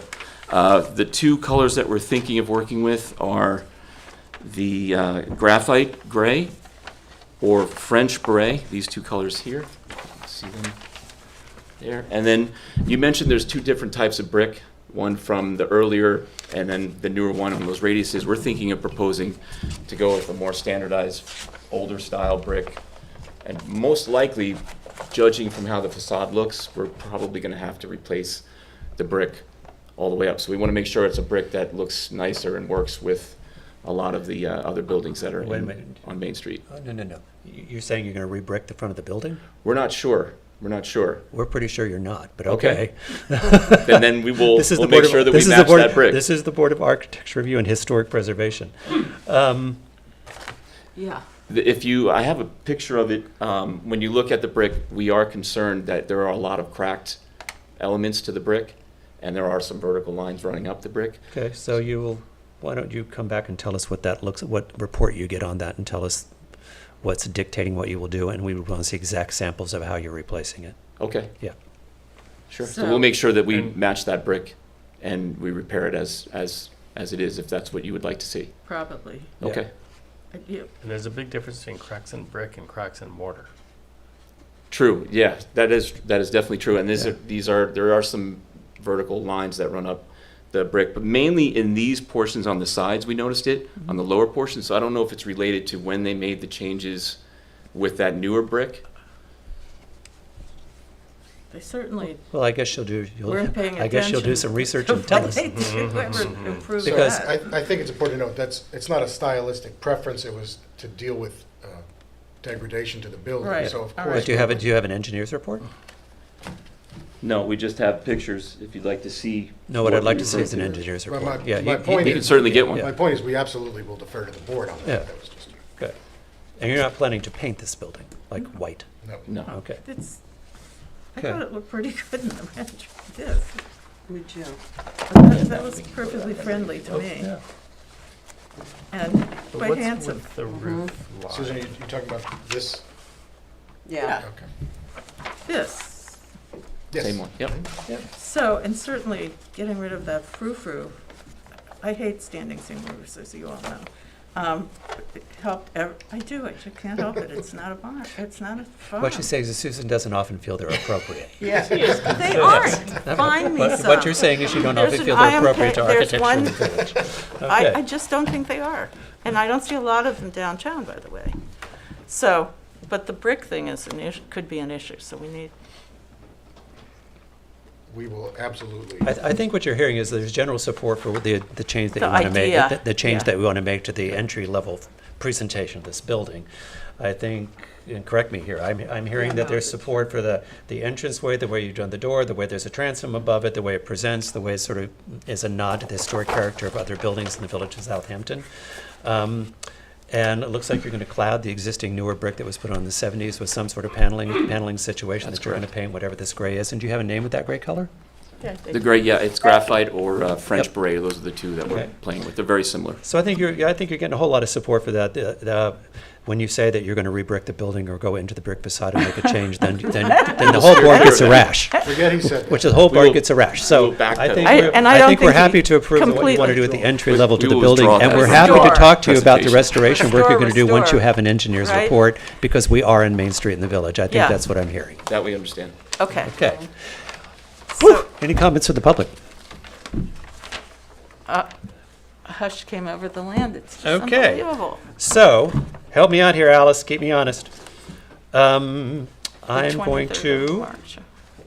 approve the application for move to written decision for the ground floor changes to the access to 70 Main Street. Any changes beyond that to the brick or exterior of the building would come back before this board with an engineer's report. Oh, but Is there a second? So, Does that keep me honest, Alice? We would be approved That was when good. there's findings at the Oh. following meeting. I got lawyer approval. Is there a second? Second. All in favor? hi. Aye. Okay. So you're good to go where you are today. If you discover that you have to do brickwork on the building, you just bring it back to us, and we're going to talk about what that would be in the methodology. Because a lot of brick types and patterns and buildings from the 20s in Southampton are very unique to this part of Long Island and to Southampton. That we will always want to make sure that both the brick patterning type and mortar would be consistent with what we see in our historic district. Understood. Okay. Okay, Okay. thank you. Thank you. Thank you. Okay, so that takes us to 276 Hill Street.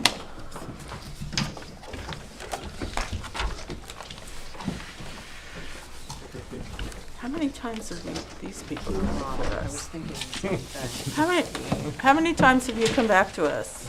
For 276, this is third. The third? Yeah. Let's hope Our third That's a time lot. presenting. Yeah. I'm Frank Noska. I'm with Fairfax and Salmons Architects. Hopefully this is short and sweet. And I have Yeah. the affidavits in there in order. Oh, thank you. Hopefully. Alice, you heard that? We have the affidavits in there in order? Yes, I actually got these, so thank you. Okay. All right, sir. So You're back again. I can run you through it. It's very quick and easy. The owner decided to add a residential elevator. Okay. That was not included in our approved plans that we had last May. You don't do the inside, though. Yeah, the reason why we had to come back to you is because the footprint increased slightly. We Oh. added 1.5 feet in the front and 1 foot in the back. Okay. And so here we are. We also have a screen porch that we added on the back, Oh, which here we go. I'll show you here. And this house is tiny. It's a very tiny house. It's on a wedge-shaped lot, so we Oh, had we to... remember. This is the fourth. How could we Yeah. forget? We've been here a lot. Yeah. Okay. So Yeah, so the house has come proud and a foot and a half closer to the street? Correct. Yeah. And let me where's the other dimension extension? In the show back. you on our site plan. So ignore my little scribbles here, but we've shifted it forward the footprint 1'6" here, and then 1 foot off the back, and that was just to accompany our elevator in the center. And I'm sure the answer to this is probably true, but Alex, this has been reviewed and it didn't change the setback. We're still within setbacks from the street. Yeah. In moving it forward. Okay. Just Yep. wanted that on the record. Okay. And talk to us about your screen porch. Yep, that's off the back. It's covering But it shows 2 sides. Let me show you in plan here. We're doing a bronze screen mesh.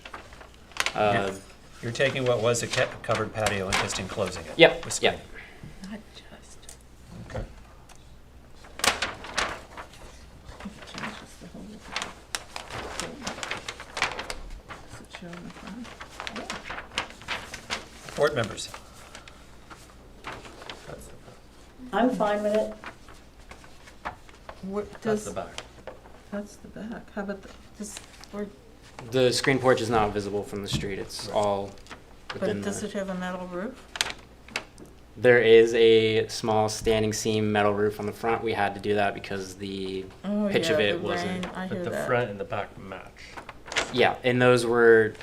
The Oh, yeah. front and back That's- elevations it's remain the more. same from the The standing previous... seam roof was what we already approved, right? Yeah. Yes, Yeah. one of them. No, both of them, because it was a roof over the patio. The only thing they're doing is taking Oh, this you're patio screwing it in? and just screwing Yeah. it in. All right. We're not adding any more. Uncle. than was already there. I'm sorry. Okay. I do it. Okay. Just hear that roof. Yeah, any comments from the public? Again. This is historic, right? Okay, so I'm going, okay? How about So I'm the going to motion to, public? I did, I just said Oh. that. All right. So I'm going to motion to move to written decision to approve the application for 276 Hill Street based on drawings presented on March the 9th. Is there a second? Second. All in favor? Aye. There you Thank you go. very much. We're going to see you again? Hopefully not on this one. Good luck. Okay, so that brings us up to 251 North Main Street. I couldn't go there. They had the road blocked off. Oh, yeah, what was going on? Oh, I guess they're They putting in put up pipes. signs. It's going to go on for a while. It's electrical Yeah. upgrades. And there was some I huge, couldn't get in there either. and there are also Yeah. there were huge pipes in the road there today. It's not just today. Yeah. Attention. So I couldn't. All right, if you will have a seat and introduce yourself. Alex, can you please check the No, I affidavits on don't. this one? I've given into this. Yep, we're at 251 North Main Street. Correct.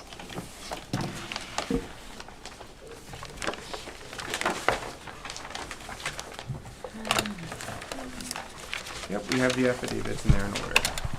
Okay, thanks so much. All right, so my name is Brandon Brady. I'm the architectural designer and the owner of 251 North Main. So this is obviously a very personal and exciting project for me. First time I'm building for myself. It's very nice.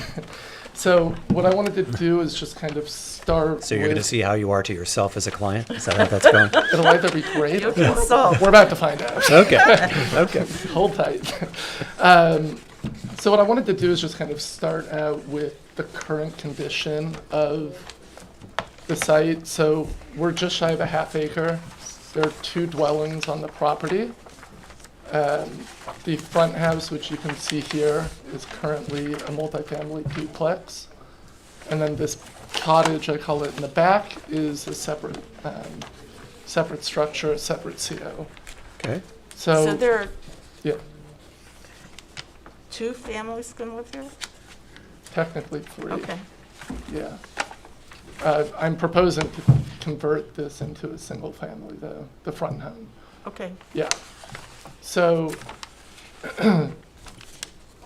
in terms of the 2 homes, okay, let's start with the front home. The back home, I'm not really doing much in the way of exterior work.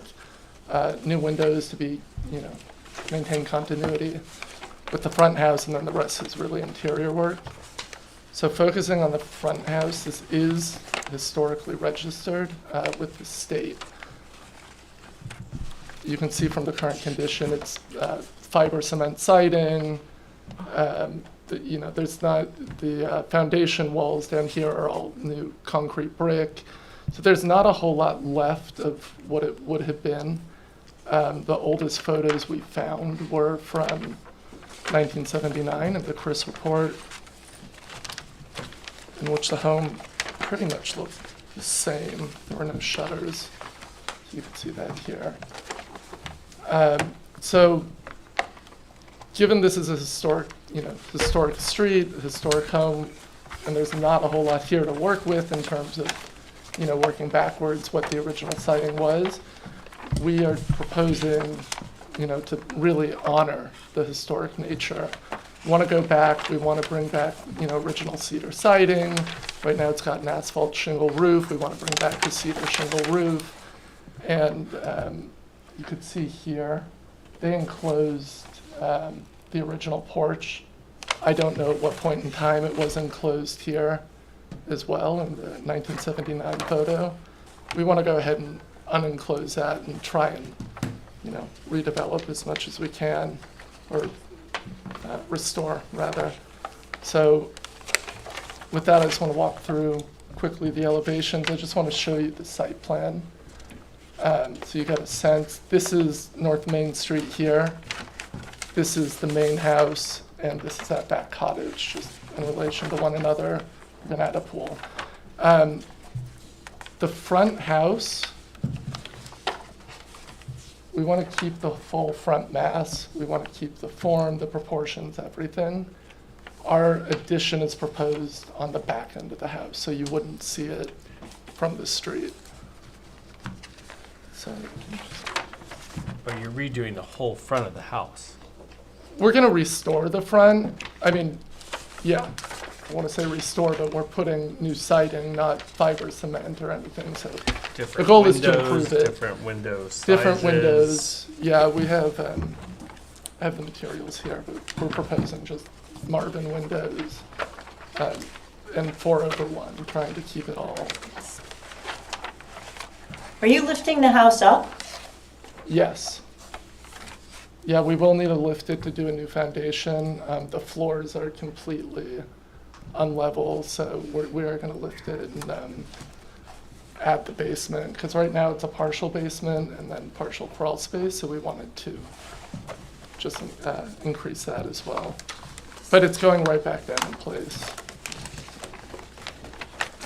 So again, front elevation, the east elevation, we're proposing to unenclose the porch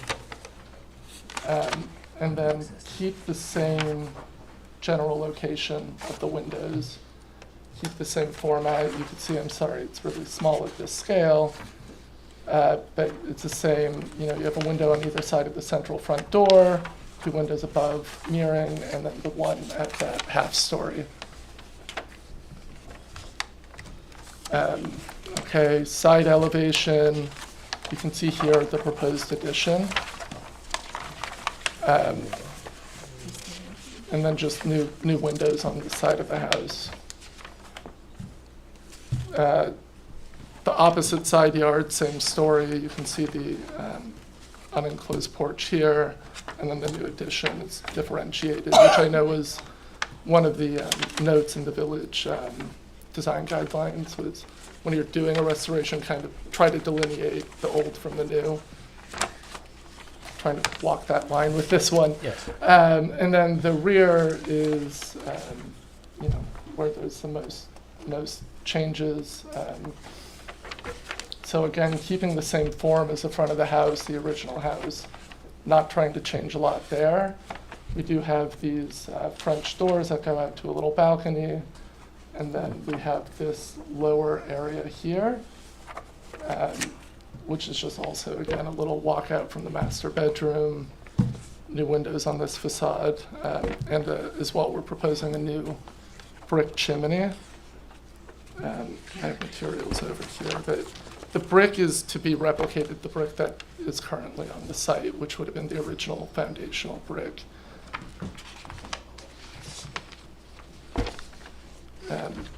So that's the main house. You want me to go into the cottage quickly now, or do you want to go back and forth. Give it all to us then. Okay, cool.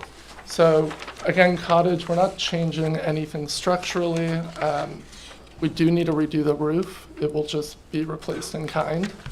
It's just a bit derelict as it stands.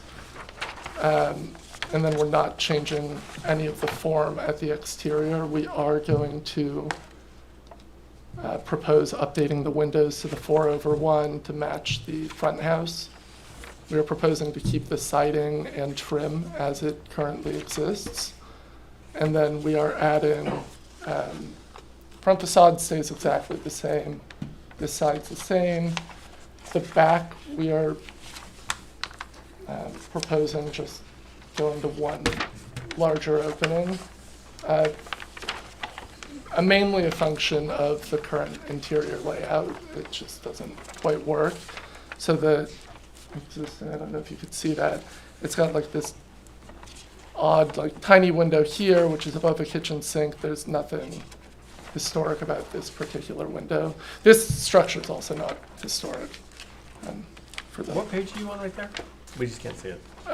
You know, sorry, I printed these separate for the presentation. I can tell you the page there in one moment. 703. You on 703?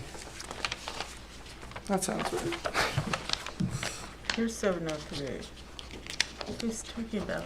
Yeah, it's 703. Okay. Yeah, so that's maybe a little better scale. So you can see here, there's just the two windows here, and this is a really small 6'8" single Home Depot sliding glass door. I don't even think it's glass. So we just want to replace that with something, I think, a little more harmonious with the rest of the proposed changes. So that's what we've got there, and then just a few perspectives here. So this is the front of the house, kind of your view approaching. You can see we opened up the porch. We're maintaining the brick, which is, again, an element that's already there, and I think probably one of the few actual original elements. We're proposing a Marvin bronze finish window with this Benjamin Moore Cromwell trim. And then in the rear, same thing where we're keeping the brick, bringing that through the whole house. Shingle, we're proposing, this would be like an ASAC siding, that would be the trim color. And that's got this as well here as a cottage, so again, not really any big changes here. And that's what I've got for you. That's a lot. Whew. Okay, board members.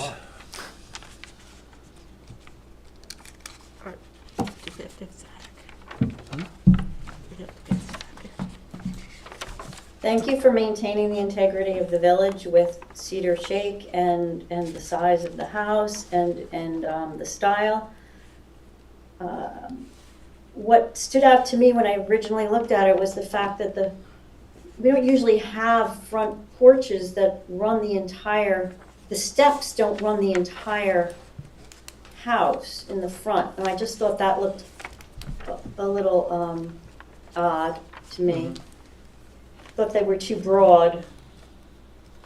And I did notice the parking pad looks very large. How many bedrooms is it going to be?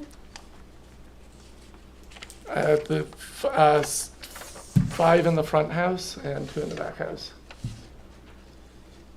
So the parking pad is just for the main house, and then there's parking in the back? It's for both houses. And I'll also just mention, sorry, it's down here somewhere.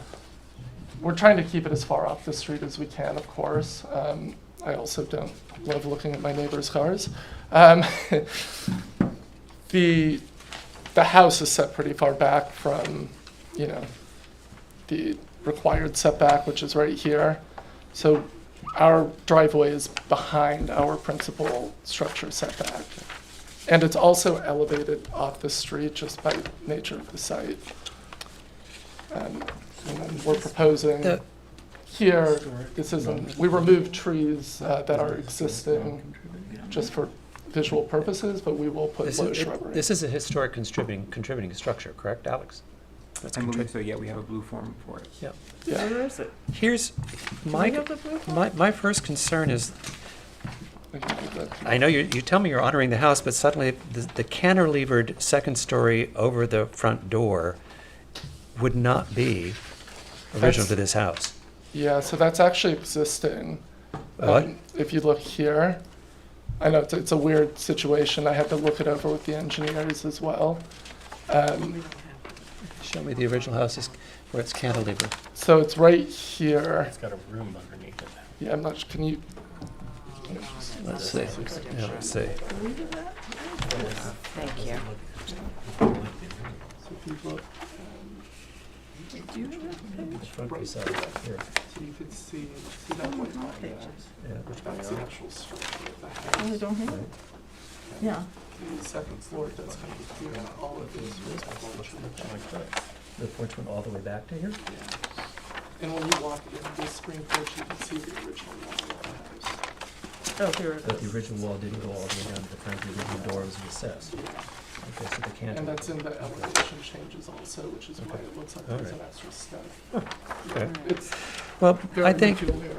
but I think a couple things. When you walk through the house, in the existing house, the large windows that are in there are not the original window openings. They have been made There are larger. no original Somewhere along the window line, they were openings. made larger? Yes, yeah. Okay.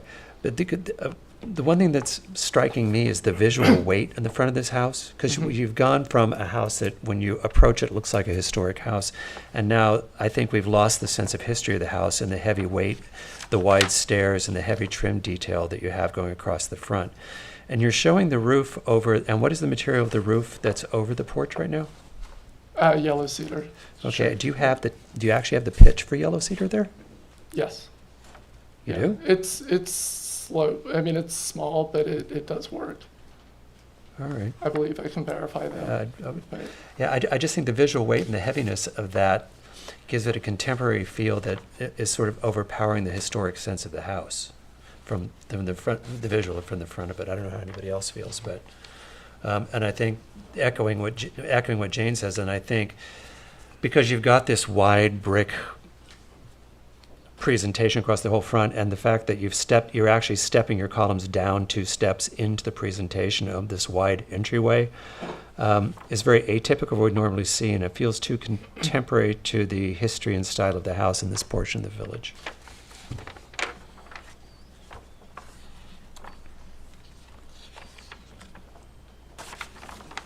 Other board members? I'll add that the gray window is probably not really standing out because of the way your rendering is, but I think that's, the gray you've chosen is too dark. The bronze? The bronze, yeah. Yeah. I'll probably add the symmetry to the So front of the house. Can you help me with this? Is this the back? This That's is the the back. window. I like and how this is this the looks, the accretion. But, Probably add-ons every year. whoa, yeah, you think? Yeah, but that's what I like about it. Mark, should we be asking for a report since it's? It's complicated. What do you think? For a historic report? We don't have somebody has a blue sheet, there's a but they're blue not sheet sure. already. I have one. Excuse me. We have a blue sheet on the house. We should have been given a copy. And Brandon's got a blue sheet right there. Oh, wow, look at that. I actually think asking for a historic report in the house is probably a smart idea. Okay. I do too, because Yeah, give us more information. It's complex. Because I have a feeling that at some point, the current exterior of the house may not be original. At some point, the windows are smaller, made very, very much larger, and then brought back. But even if this was redone in the 50s, like this sort of layout and window fenestration feels like it would have been. Yeah, and it feels more balanced, the sort of What is? 2 over 2 The inch. cottage feel to the, even if this was 50s. Yeah. Just a guess. Because what we've lost is the set of symmetry that existed in the original house. And he's he's not keeping this. Because here's the house from. Oh. Yeah. Whoa. There we go. Miracles. What is this, 1979? Probably. That was Yeah. it was That's photographed 1979. No shutters. Yeah, let's put this out for historic report and see what we need to learn here. So if you made it more like that, we can. Yeah.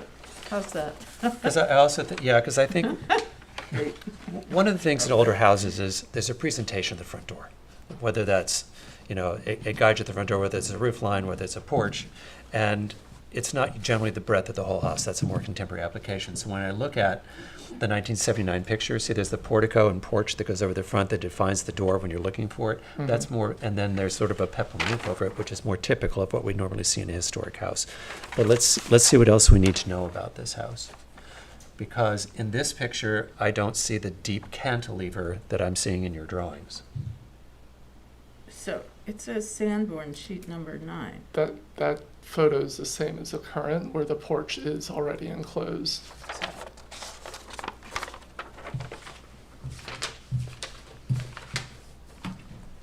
But you brought the roof, I see, so you brought the roof all the way out, matching what was the existing porch that was over the door to the breadth of the house, and taken the porch off, which gives it, let's get some more information, just so we know what we're dealing with. Okay. Can I see that? Yeah. All right, let's do Wait, that. wait, Let's see what you else. Stole that. Let's see what else. Sorry. We should You all, want it? no, we should all get copies. Yeah, I know we should. But do you have more copies? Of the, I do not, but I can All right. Well, easily get here, those. you guys fight over it. You can hang on to it. I'll be in the middle. All right. I just want to see. I'll give it back. Two things. I think I we're don't going to need it. let us I get the mean, somebody historic, has to look at or it. Zach to take a look at the house and tell us any more information we need to know, and then we can compare that. Oh, it should be Because it may guide us a little bit on this, not on this house, but the one in the back, and give us a little more history and information. Because one thing I do notice we've lost is some of the historic symmetry of the house that was there in the beginning. So let's find out what that's about. Okay. Okay. Great. Are there any comments from the public? But that said, that would be good direction for him now. Yeah. The symmetry. All right. So then I'm going to accept. Actually, at the chairman's request to adjourn 251 North Main to March 23rd to receive a historic report. Any public comment in the meantime? I thought I did. He did. You Yeah. did. Make sure. All right, great. Is there a second? Second. All in favor? Aye. Aye. Okay, so we'll come back and look at this on the Thank you. 23rd. Let's get some information. Whoa, here's something. Oh, yeah. I don't like to have any extra stuff here. Thank you very much. Thank you. Bad enough. And then Okay. get us more copies. Now this- All right. So that takes us to the next page. It's very exciting. 10 to Okay, so that takes us to non-historic carryover matters. The first was 96 Edward Lane, one-story addition, new front porch. Where did that go? That Brian's on Zoom. Here it is. Brian, Oh. I hear you coming in. Here, this again. How are we doing with the pediment? Is that it? Yep, I looked at this. It's just the third time. Let's see how it goes. Brian, are you there? I'm here. Okay, buddy. If you want to share your screen.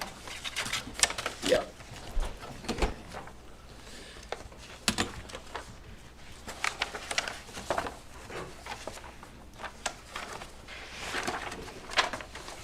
Okay, can everyone see that? We can. Okay, so this was the original presentation that we did for this. The only issue that's outstanding with this project is the front entry.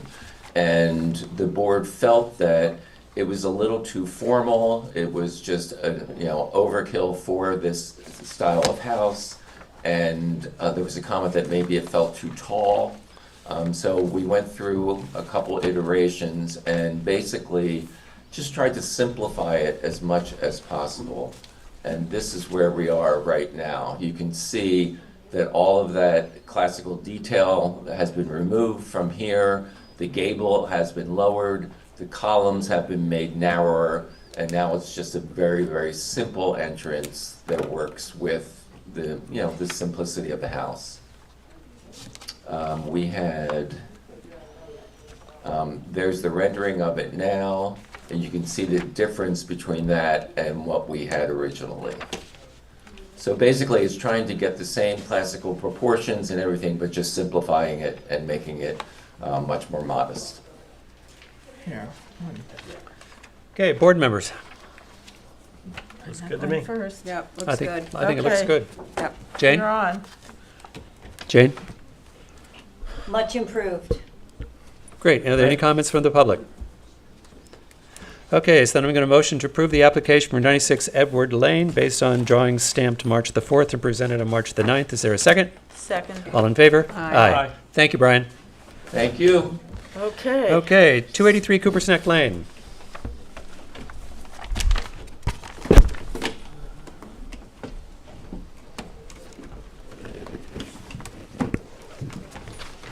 Hello, please start by introducing yourselves. Sal Cicerelli, architect. Being Larkin with Bennett Engineering. Okay. I think at the last meeting, oh, you have a rendering for us. The board had requested that we provide color renderings of the proposed alterations to this existing residence. So we have filed those with the board. We also filed with the board a color sample for the proposed shutter color. The house is proposed to remain white, Stonington gray shutters, soft gray.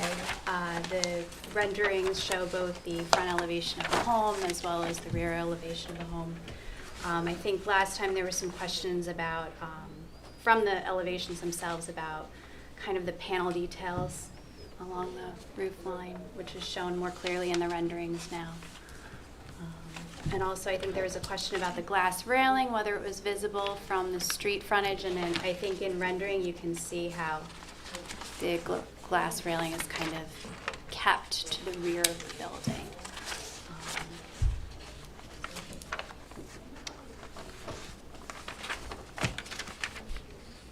I guess my question is, versus Dempsey Estate Emulsion and Stonington Gray Historic Color 170, what?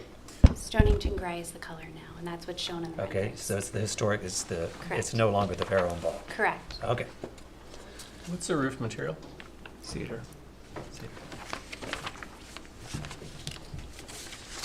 Board members.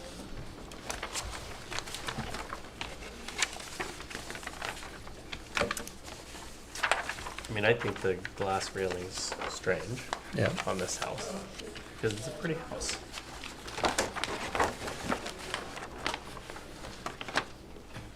I sort of feel I like agree, it's out of place. It just, what is it currently there? Right now it's just a flat roof, but there's glass railing on the far southwest corner, and we were matching that detail. Do you have pictures of that? We just have it in the 2D drawings. Just have it in 2D. It's actually. But you should have pictures of the existing house, right? Exterior staircase, hold on. Let's see it here. This is existing, and there are glass railings here already. So, It's not visible from the front of the house. There's this. I know I've seen the exterior staircase, but I've never seen the glass railing driving past this house. So, It's this one here. And somewhere there you have a picture of the existing house? Yeah. Yeah, there you go. you must. That's this back here. You're gonna have Yeah. snow in it. I guess my one question is, in your rendering, the glass is clear or is it smoked? It'll be clear. I think it's Yeah. just the reflection It's just that's of the rendering. I guess my opinion on it, look, it's a funky house. It has this is a detail that's already there. It's, if it were a new build, I don't know, we'd be having all sorts of conversation about it, but I think it's sort of, it will disappear. It fits into the funkiness of what's there existing to me. That's good, good description. I agree. And that blue sky, look at that. Yeah. Looked like this afternoon, it was pretty nice out. And it's also a vast. For so long. Like, the work that they're doing is a nice step up for this house too. Right, So, I like, think the yeah, color, so, the gray, I agree the glass is funky, but for some reason. I agree. Yeah. I painted my garage the same color. Oh, you did? Recently, when she picked that color, I said the same So you went thing. back to your I historic said, color? It's All a right. carriage house with What's Stonington it gray called? doors. Stonington? Yeah, it's beautiful. Well, Stonington's Are there a any very comments from the historic public? place. No. Okay. Okay. Therefore, then, I am going to motion to approve the application for Isn't it historic? 283, to move to, no, this is not historic, to No. move Oh, to, yeah, I guess that's to right. 283 Cooper's Neck Lane based on drawings and renderings presented on March the 9th. Is there a second? Second. All in favor? Aye. Aye. There you go. Thank you. Thank you, and thank you for working with us. Yeah, This is came the, out this nice. is, I know there was a question about this with the owner. This is the value of a rendering. It made it much easier for us to understand what we were approving, and we appreciate it. Understand. Okay. That takes us to 166 Pulaski.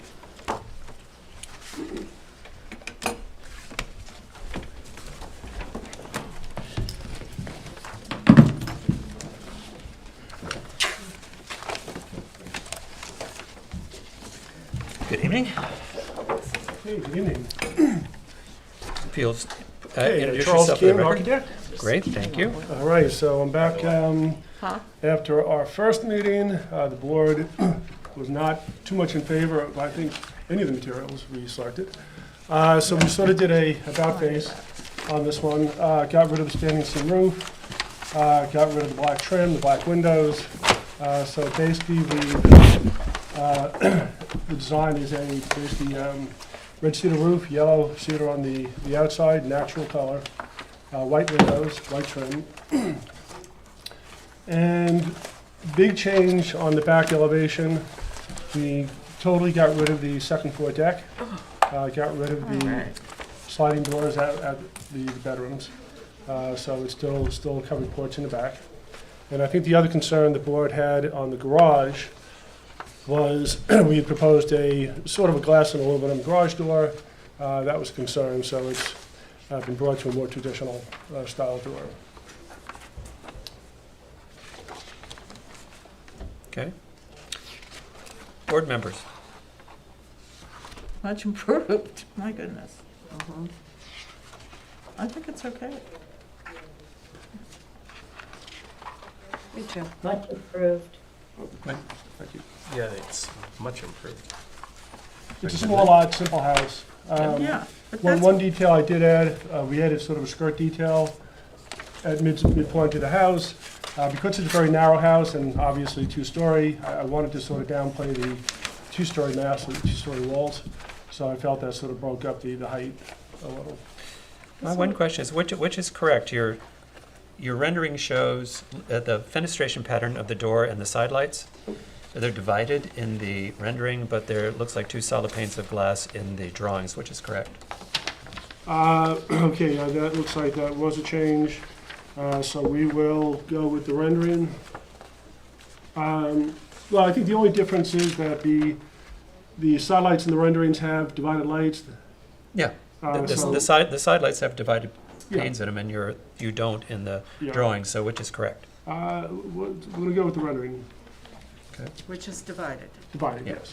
I actually think that makes it look more distinctive.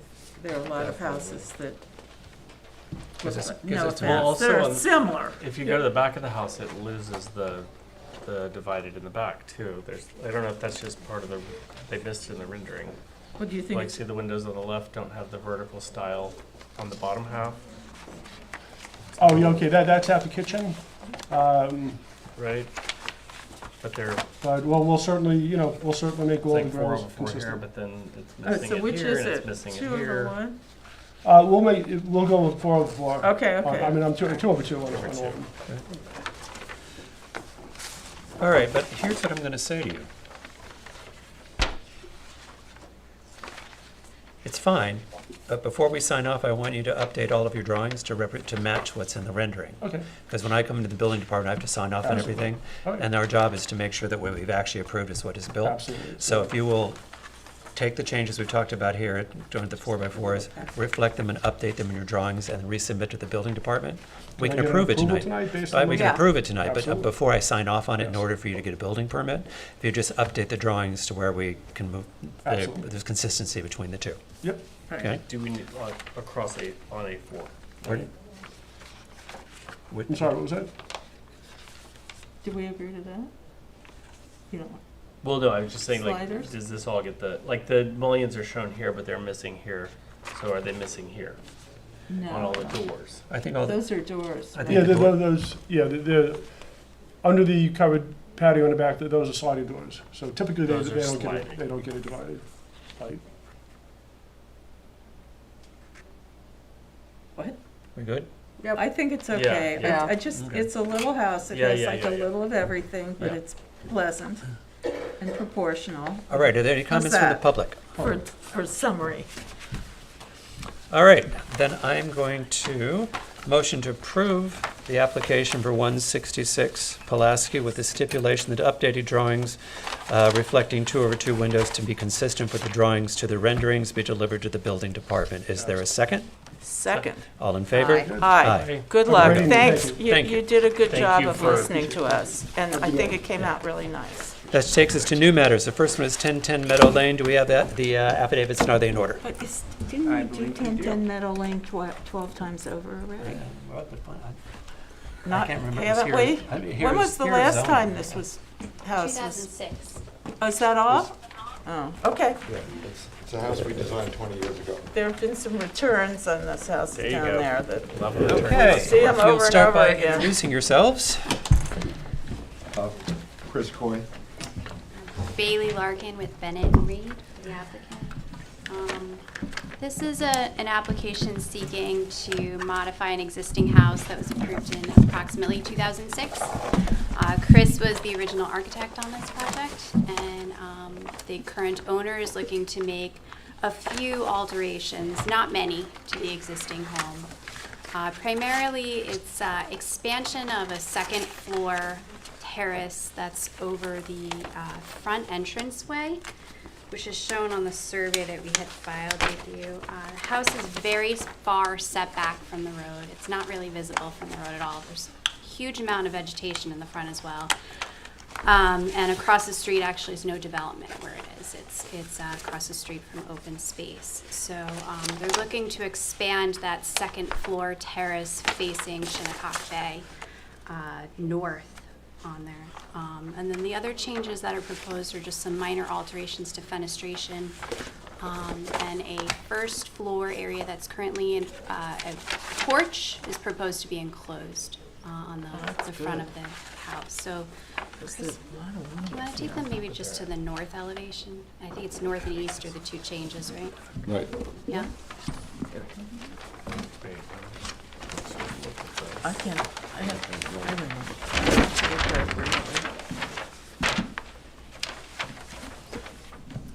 Okay, take us through it. So on the north elevation, there's already on the second floor, which is the main level of this house, because like many oceanfront houses, the main level is on the upper level, so we can see over the dune. It's a fairly large piece of property. I think it's 3.5 acres. And as Bailey mentioned, to the north is only Shinnecock Bay and a thin strip of land that can never be built on.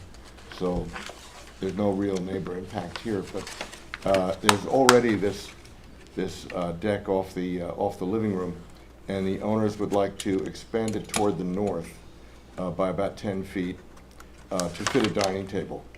They'd like to dine out there because they find that the view of the bay, especially at sunset, is nicer than the view of the ocean. So they want to have that option to dine there. So that, because it's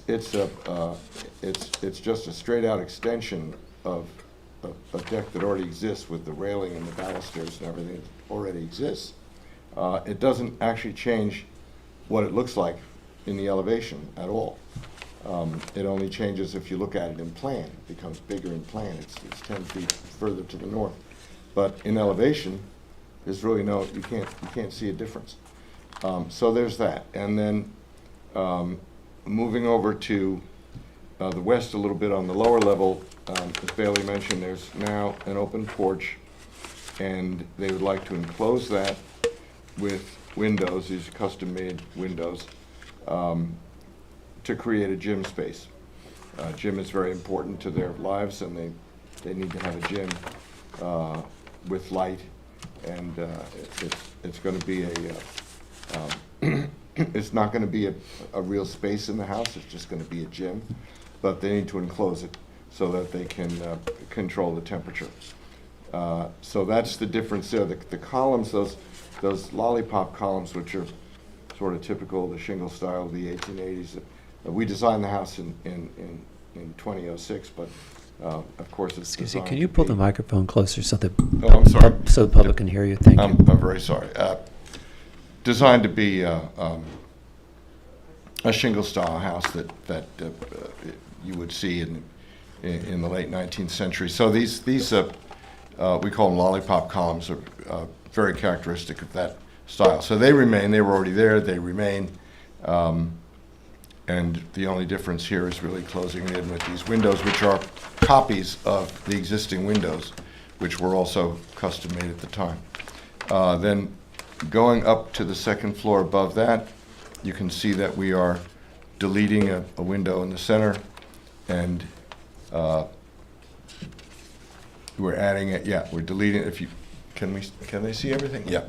So we're deleting that window in the center rather, and in its place putting a wider window, because that's a bedroom up there, and it's also the client's office, so he needs more light in there. And that's also in the same proportion. It's basically just, it's kind of two of these windows on the side mulled together, so it's the same aesthetic. And then moving a little further west, we propose deleting these two individual windows and replacing it with a new arrangement, which is French windows on either side of a fixed unit, because that is the principal bedroom, and they want more of a view to open up to Shinnecock Bay. And this actually is a copy of the window to the other side on the ocean side. So we're just taking a motif that we already have on the ocean side and reproducing it here. Then moving over to the east side in this pavilion that projects out here, there's a deck. This is off the kitchen and the family room area. Again, in their desire to open up the view to Shinnecock Bay and the sunsets over to the northwest, they would like us to open this up. So right now these are solid shingle corners, and they want to just delete those solid corners and continue this aesthetic of the lollipop columns around the corner, and continue the same rail style and just bring it around the corner. So that's just to open that up. And actually I think it's a good change. I think it makes it look lighter. It certainly makes it look more open and friendly. I think it does a good thing for the massing of that little pavilion that projects out there. And then we have one little change on the east. Yep. So on the east, there's an existing arrangement like this, two little windows on the lower level and a triple mulled together unit on the upper level.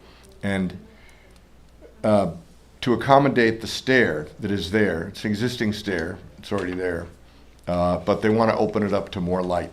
So we would increase this window, but we would use the same design elements. We'd use the same trim style and the same mullions and muntins, the same divisions and so on. And again, this would be a custom-made wooden unit. And then below that remains the same. That's existing. And I think that's probably it. That's really all we're doing. Oh, wait, nope. One more. So on this pavilion here, they want to, again, their whole direction here is to open things up. So they just want to take this center section, which is now a cedar shingle wall, and insert this same sort of motif of these floor-to-ceiling French doors, which are really French windows because there's nowhere to walk out there.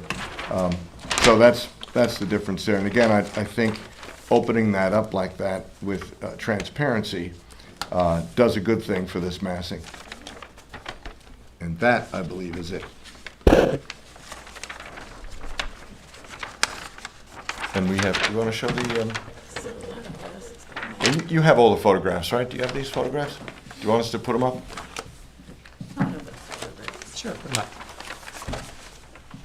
So here you can see that's where I was referring to, the gym that would be closed in. Here is the existing deck off the living area, which would come straight out toward the north by about 10 feet. So actually no change in elevation appearance there. There you can just see on that corner of this pavilion that projects a little further to the north how we would open up that shingle corner to the view. And then here you can see where we would put a double mold unit, and over here in the principal bedroom you could see where we would put that quadruple mold unit that mirrors the one that's on the other side. So there's another view of that pavilion and how that would be opened up. These, yeah, you can see them, right? And the area that we would close in there with glass windows, it really doesn't materially change the appearance. So here's trees here, but this is the existing deck up on the main level. So again, we would be pulling it toward the viewer in this picture about 10 feet, but with all the same trim and the same columns and the same railing and everything the same. So again, an elevation that has no impact. This is the ocean side on which we're not doing anything. Again, the ocean side, we're not doing anything.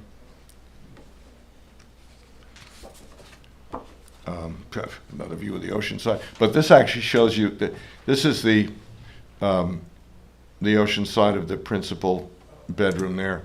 And so that, you can see that we have the 4 units molded together. That we're proposing to replicate on the north side to open up the view to Shinnecock Bay. And there's another view down from the beach to the ocean side, which we're not changing.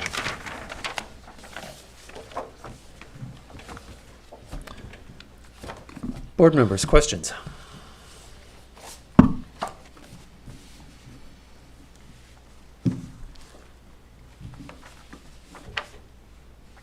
mean, the front deck is getting really big, which I know is a bone of contention, but it's on the front. There's nobody across but Right. It's also very sheltered. I think the photographs kind of help that too, because the way the house is configured. Mm-hmm. So it's completely contained within the house. It's not like you're expanding off the side of the home to either property on the east or west. That's right. It's going to be contained between these 2 wings. You can see that this wing comes out. That's actually what's limiting our ability to move this to the north, is the corner of that wing. So it's moving out to the corner of that wing. So it will be contained between those 2 wings. But yeah, there's nothing on the other side there except a strip of land and then Shinnecock Bay. Where's the pool on this? It's in the I have a question. On your east elevation where you want to put this very large window where the stairway is, Yeah. what does that face? I'm sorry, what? What does that face? How close is that window to a neighbor? It faces, yeah. It's actually inset here. Here it is here. It faces trees. There's a house over here, but it's not directly opposite that. So it faces a stand of trees there. That was the one thing that stood out to me also, was the size of that window. It just seems massive.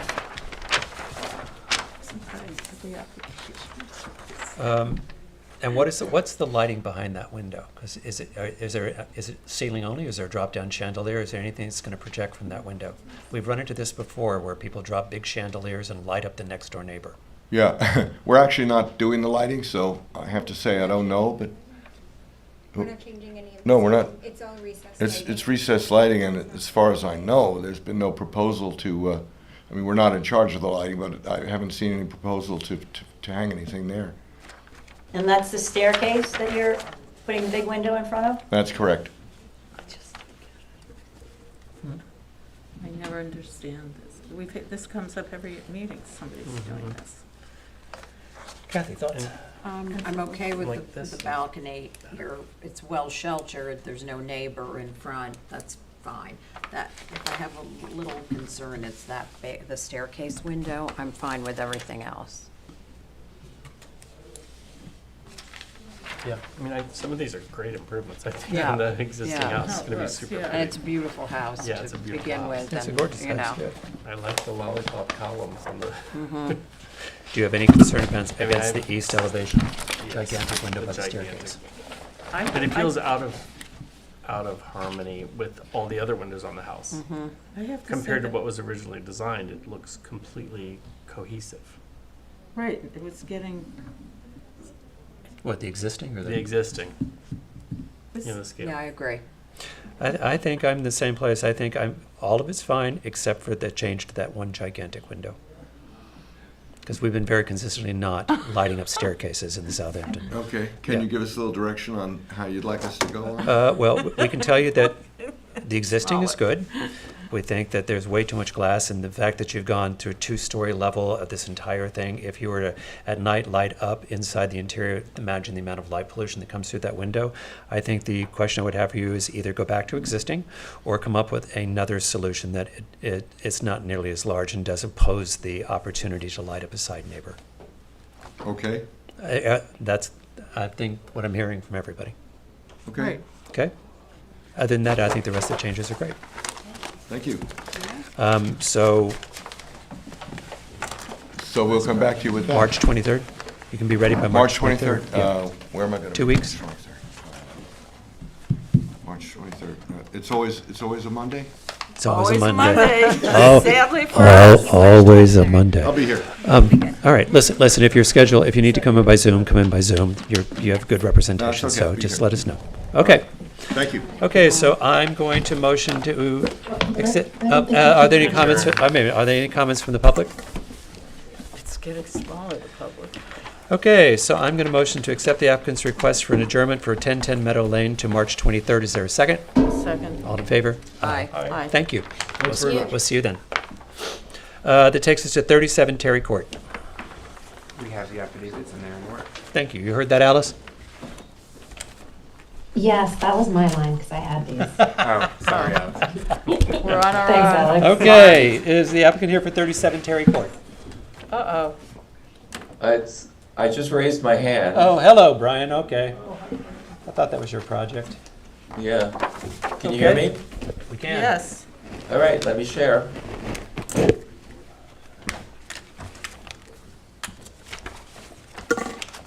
Okay, can everyone see this? Yes. We can. Okay, so this is the survey of what we're doing. This is an existing house on Terry Court at the end of a cul-de-sac. It's a very traditional Center Hall colonial, built in the 70s, I believe. And what we're 80s. doing, 80s. 80s. We have a 80s, neighbor, okay. 80s. yeah. And it's a lovely neighborhood of nice homes in there. What we're doing is just basically restoring the house and adding an addition to it on this side and a porch on the back. And that's it for the architectural additions to the building. We're taking the existing house and basically just restoring it. Let me get this one up. Oh, you're doing so much more than restoring it. Well, You're improving it. Yeah. Yeah. and we're That's for improving it. Thank you, Mark. Okay, so this is the house. It's very modest. We're just trying to get some charm into it. So we're replacing all the windows. We're adding some shutters. Just little touches without really changing the architecture of the house at all. Basically, it's going to go from that to that. Yep. And, here's the new addition. It's seamless. This is the existing pool house. We're adding barn doors to it, just to give it a little bit of charm. And, An existing tree? yeah, and then, we are saving a lot of the trees. The back of the house is There are being plenty of completely dead ones, though. FYI. Yeah. Yeah. Yeah, and, that's basically it. Here's the side, the front, and then here is the rear. Because your neighbor next door is doing all sorts of yard work today. No, that wasn't me. So it's very straightforward. We're not Yep. really changing anything but improving the house. Okay. Board members, I think it looks swell. Yeah. Yep, I think all the detail work really takes what looked like, And I don't mean this meanly, but a builder's special from the 80s, and Yeah, right. has really... And we know who that builder was. And really has progressed it in a very, very nice way. And we see that front door with pediment. Okay, do we have any comments from the public? No. Okay, so with that, I'm going to motion to approve the application for 37 Terry Court based on drawings presented on March 9th. Is there a second? Second. All in favor? Aye. Aye. Thank you, Brian. Thank you. Next up, 121 Post Lane.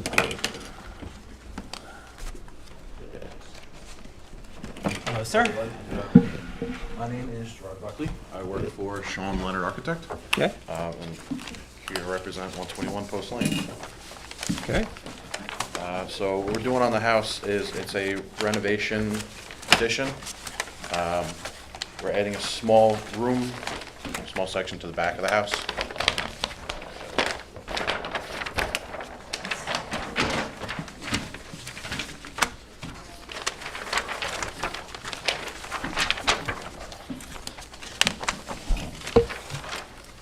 All right, so the addition is on the back. That's where the majority of the work is taking place. Okay, tell us what page you're on. This is A11. Okay. On the big sheet. It should be towards the end. Okay. Okay. So this section on the right-hand side of the house here, we're trying to square this off. Currently, it steps in. And then on the left-hand side here, we're changing up this roof, getting rid of this weird pergola-looking structure on top and trying to put a gable roof on there, which goes a little more with the house. In doing all of this work, we're going to be putting new windows and doors in that match the existings. And then we're going to re-side the house. It's existing cedar shingles. We're putting new red cedar shingles on to match. And the roof shingles are going to be replaced as well. Right now it has asphalt shingle. We're going to asphalt shingle. They're going to be the same color. It's a slate gray color. It's in the photographs. The third floor shed dormer? Oh, I'm sorry, yes. Why? I apologize. Well, I mean, is that occupied space up there, or is that just a design detail? There is attic space up there. Is it occupied? It's just an attic space. It's attic space. Okay. There's no plumbing up there? No, there's no plumbing up there. Okay.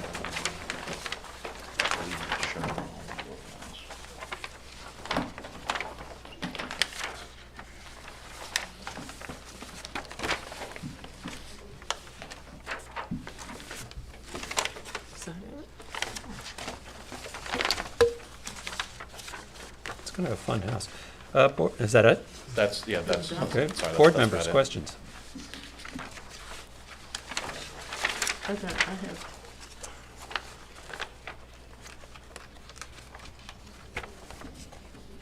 I think, looks fine to me. Gwen? I agree. Yeah. Susan? Okay. It's kind of a fun house. Yeah, it's quirky, it's fun. Yeah. I kind of feel like the shed dormer is not like really totally necessary, but it kind of Right. balances out the pop-up that we've got going on the Right. other side. On the other So, side, yeah. All right, any comments from the public? The quiet public. We like the quiet public. All right. So with that, I am going to motion to approve the application for 121 Post Lane based on drawings presented on March 9th. Is there a second? Second. All in favor? Aye. Aye. Aye. Okay. Thank you. All right, thank you. Next up, 111 McGee Street.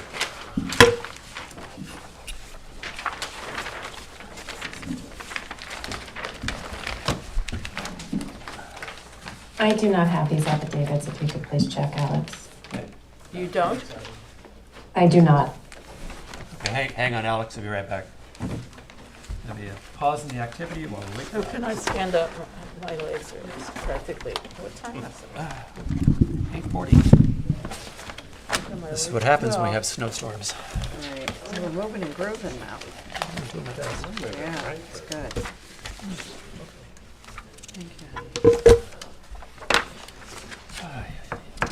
Yeah, because I wasn't around when the first go round on this. So I need a. Well, also we can't move it now. That's true. It's a whole big thing. Okay. But what I do have is I actually have Well, otherwise your whole house Right. seems like a border.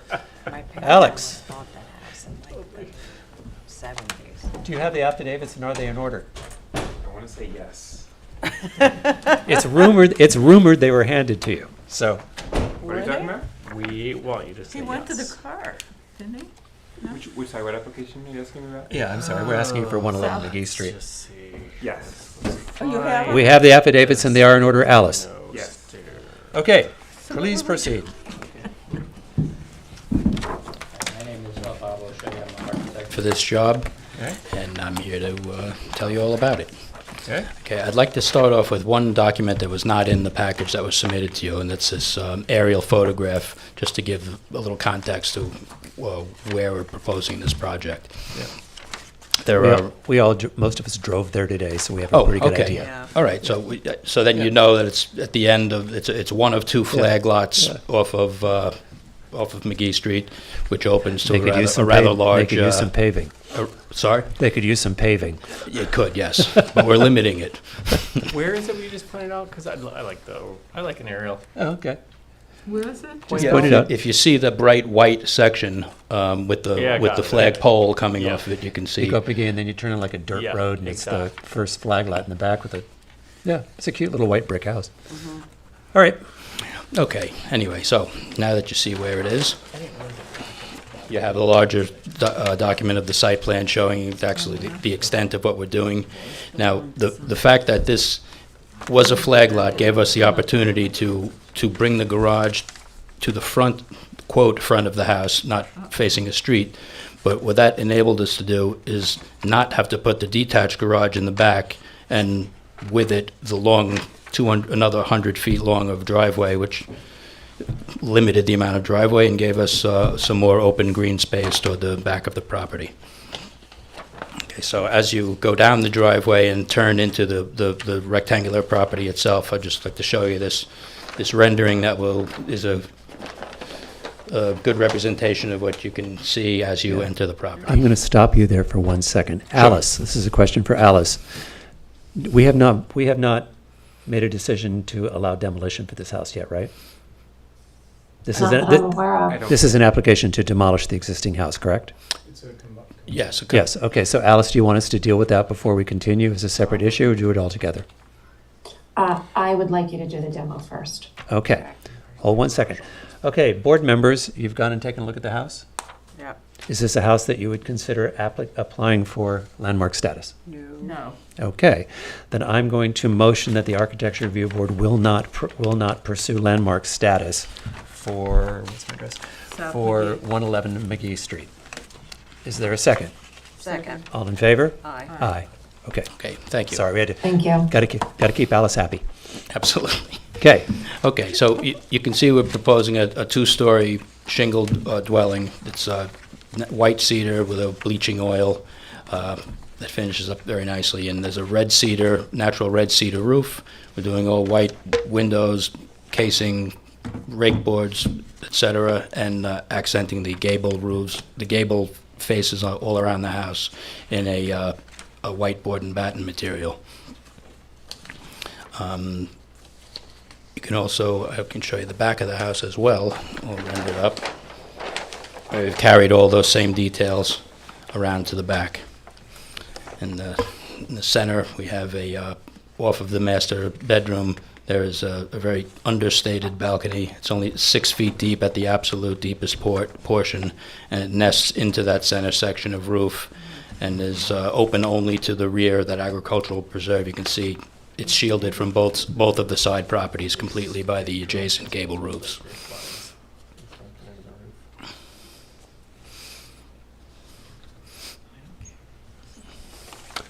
Okay, take us, and the color is? It's a white cedar shingle finished in a light bleaching oil. Okay. You can see. It's in a natural red cedar roof. Okay. And as I said, all the trim is white. Okay. Either board and batten or window casing fascias. et cetera, and a white railing up at the top. Again, that railing is about 18 inches high above that shingled bulkhead that grows out of the roof. So the balconies actually drop down because you need a 36-inch height for the railing. So you're actually, the railing height is 18, but the actual floor height, the railing from floor height is 36. That's correct. Okay. It's sunken into the roof structure. Yeah. Yeah, that's better. Okay. It's a good way to do it.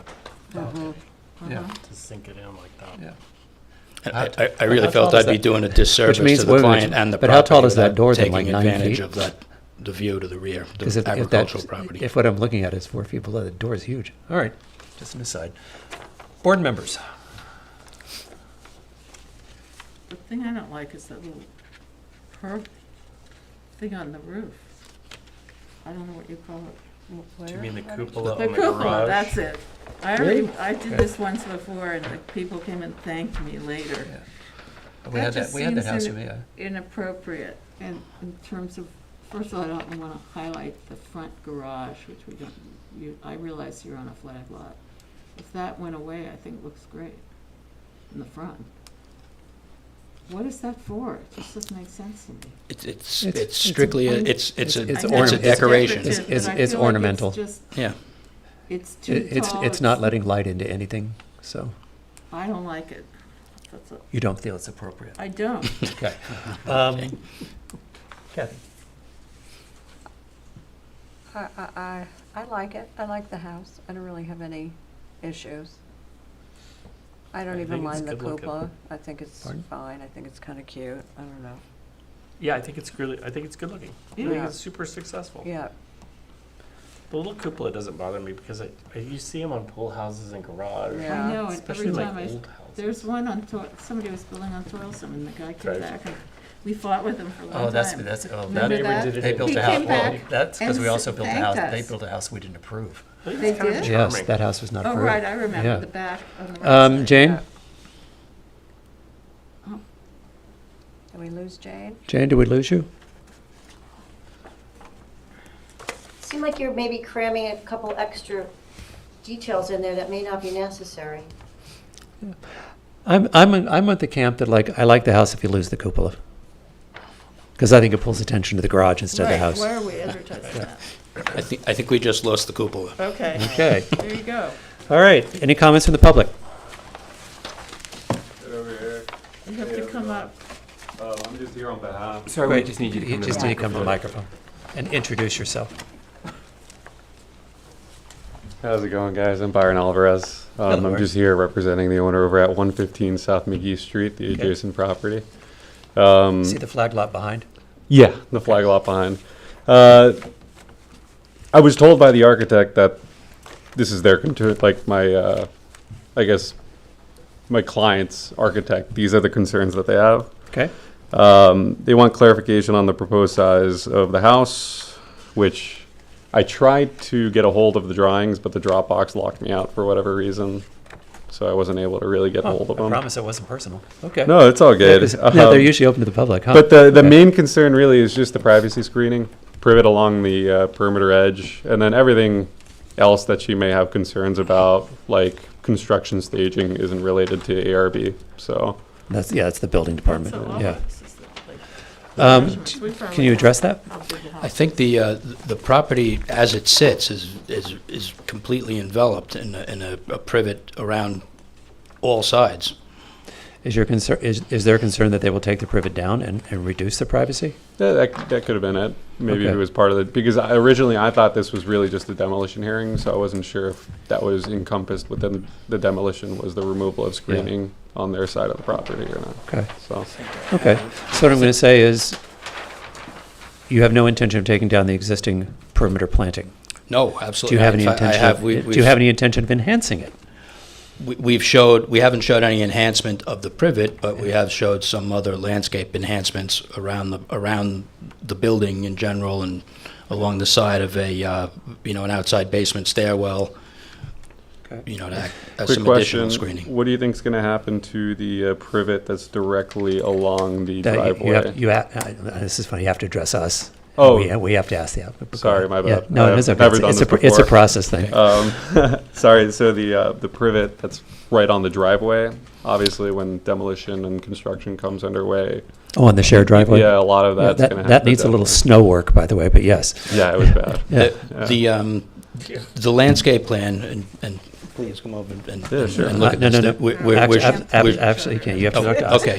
Here's We're, my question. Do you intend to remove the privet that's facing the road? No, that's shown as remaining, which Even during construction? That is our intention. Okay. Because we can't really access that part of the property anyway with any equipment, because we have an electric box. I think there's a buried tank, a fuel tank, so we can't really go over and disrupt that part of the property. Fuel tanks in the front yard. Okay. Does that answer your question? Yeah. Okay. The landscaping plan shows the privet all the way around. That's existing. And a couple birch trees. Okay, so Okay. one of the, so there is the privet. Did you have anything else? Yeah, there was one last thing the architect requested. I thought it was a little odd. A shadow analysis. Oh. I don't know if you really do those here. A but- shadow analysis? Yeah. Are they right? Yeah. No. Yeah, we probably won't ask for that. Okay. Yeah. Okay. Yeah. I think the fact that we I know respect what the there are pyramid times where we law. have asked for it. This is not be one. Okay. What are we talking about here? I think she's like an architect from the city, so Okay. maybe Yes. that's what it was. Okay. Now that explains it, right? Yes, I think the answer is the privet that is existing is to remain. It's to remain all around the property. No privet is being removed, so no privacy that currently exists will be removed, and that seems to be the principal issue. So I think you're good. Sounds Okay. good, guys. Thank you. Appreciate it. Thank you. Any other comments? Is there a gate on the property?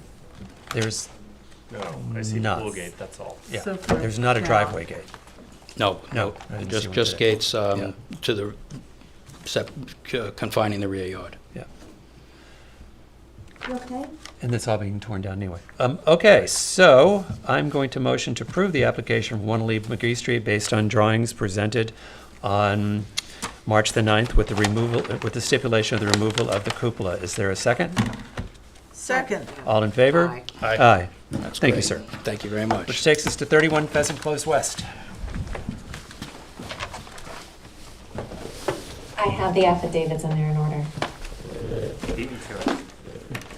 Like the affidavit tag team tonight. Hello, Lisa. Hey, how you guys doing? Okay, please introduce yourself for the record. Lisa Zaloga, I'm the architect for the applicant at 31 Pheasant Close. Great, can you pull the microphone much closer to you? Okay. Don't like you. Hi, did you hear me? Lisa Zaloga, the architect for the applicant. This is an existing residence, two-story residence located at 31 Pheasant Close West. The existing residence currently has about a 220 plus or minus square foot covered porch that is enclosed with 3 arches that are on the side and the rear property line. And our goal is to enclose that as habitable space. So remove the arches and put windows and doors in that facade. Obviously not visible from the street. The second floor currently exists over it, so it's really just an enclosure of a patio porch. We also are going to paint, so it's a stucco and brick building, and we're going to paint the stucco and brick, which is now currently a creamish color. We're going to paint that white and change the color of the trim. So we're almost reversing the color palette. So currently it has kind of a beige gray trim. No, a beige gray stucco and white trim, and we're going to go white stucco with a beige gray trim. And replace all the windows and doors. Pretty much in the same opening. Are you increasing, you're using on the second floor window openings the same size, or you're making the windows bigger? Same size. They're a weird size, yeah. Yeah, they're a little odd. Same general size.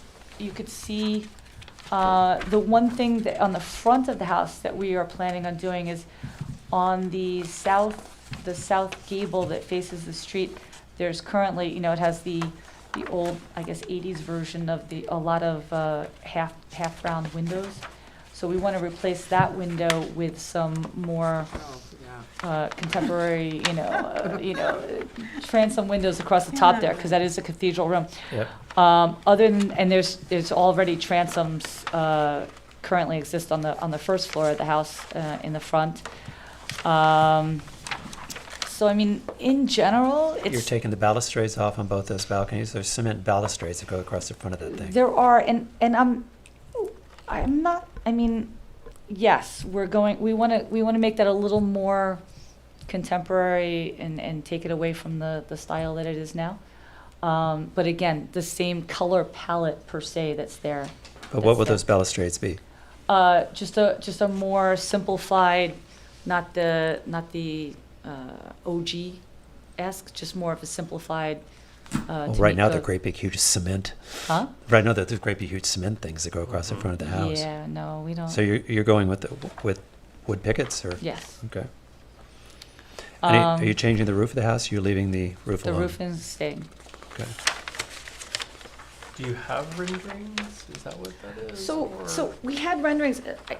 I can hand these up. I do have renderings. I'll hand it up. Some of the details are not quite, in other words, the coloring scheme, I think, is right on. If you look at the east elevation that I just pointed out, the windows that are above the doors were not updated on the rendering, but other than that, it's pretty simple. I didn't want to confuse you. We don't confuse that easily. All right. But it's more about the coloring and the general feel of it. Here you go. Hang on.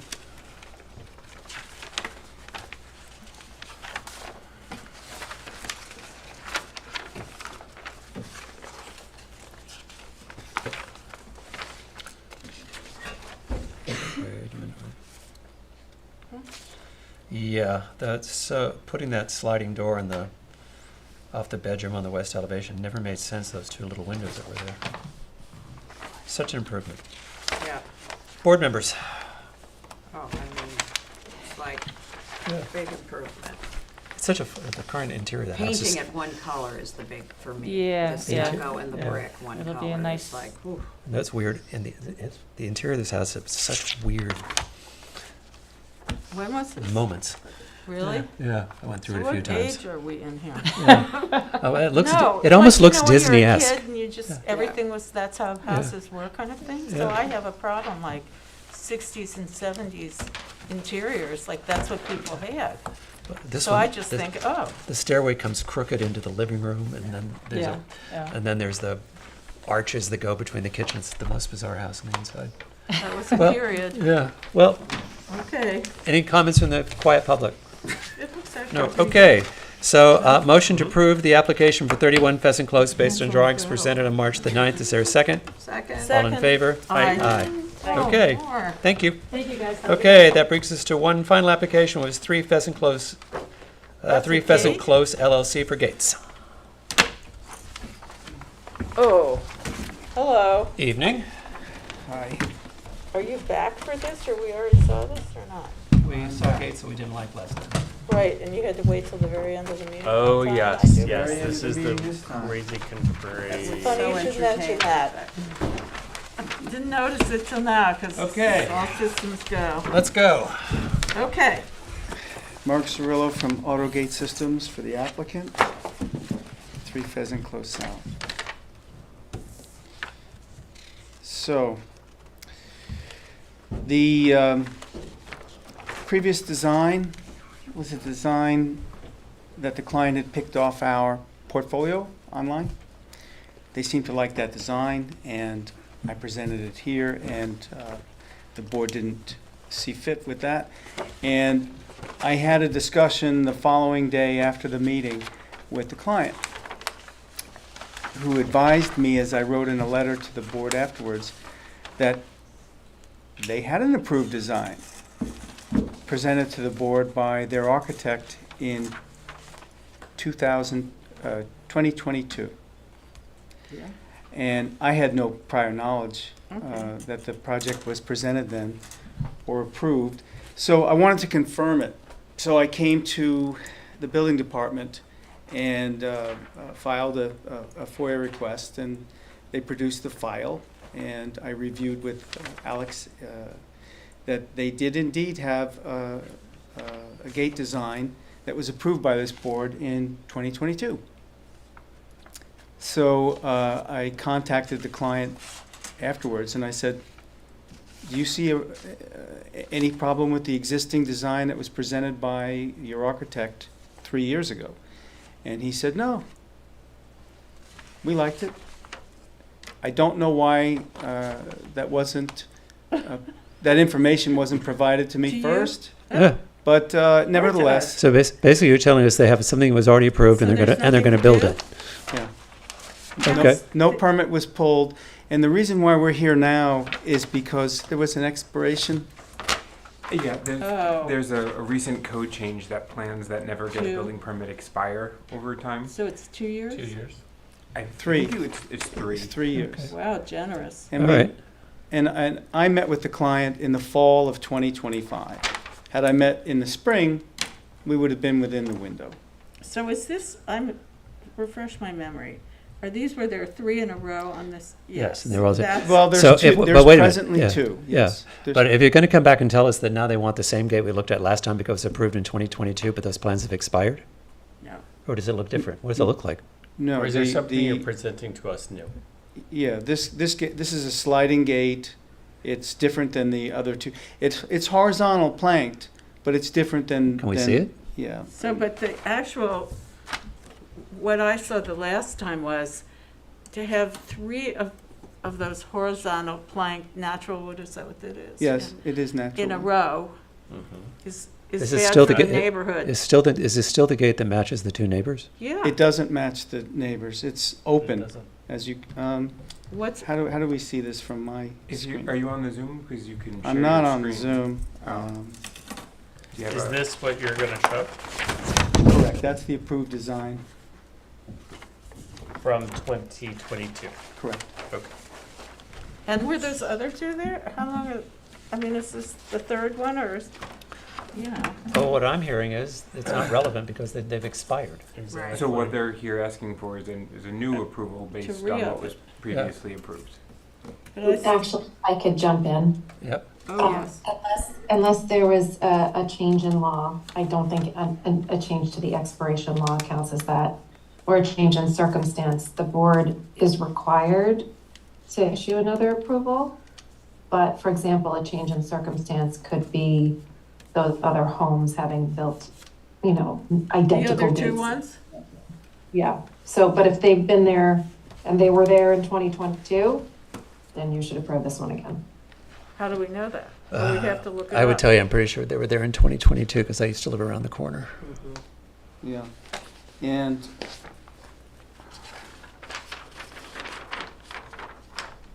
there are some significant differences too. For one thing, the columns are nixed, right? The gate that was approved is sliding behind the privet hedge. Yeah, I'm going to cut to the chase. I think what Alice is saying was we need to approve this. What I'm going to tell the client is, had they come with that gate, even now, we still wouldn't have approved it because one of the things we try to avoid is sameness in neighborhoods. And while I know that you say it looks different, it's close enough that we wouldn't have. But let's just move on because apparently, according to Alice, we need to approve it, and it's late. The gate looks nothing like the house. Yeah, either. the gate has no relationship to the house. Between So the that's 2. even the other part of it. I remember this well now. Yeah. I think it's a disservice to the neighborhood. I do too, but if Alice That's where they have to live, not me, but it's too bad. Yeah. All right, with that, then I'm going to motion to approve the application, the gate application for 3 Pheasant Close, to reapprove the application for 3 Pheasant Close Pheasant Close South based on drawings that were approved when? May 22nd. May 22nd, 2022. And that's the same design that you're submitting now? Exactly. Okay. Is Well, wait. You said no because the columns were disappearing. No, he was, out. that- No. that's the Or is that neighbors. just- He was showing Ah, us the okay. neighbors. Yeah, no, the design that you have here, Yeah. that's the This design. is a design for We're seeing- spring. that we're- Is there a is there a second? Second. All in favor? Aye. Thank you. Any opposed? Thank you. Thank you. Sorry it was so complicated. Really? All right. I'm sorry it was approved. I'm sorry it was approved too, we didn't have a choice, but I. There you go. Yeah. And you waited this whole time? Yeah. What are you gonna do? No, it's your job, I get it. What am I gonna do? We're here. All right, How it so works. with that, I'm going to motion to adjourn the March 9th meeting of the Southampton Village Board of Architecture, Review, and Historic Preservation. Is there a second? Second. All in Journey, favor? we're ending it. Aye. Thank you. Thank you. Thank you for being so patient, Jane.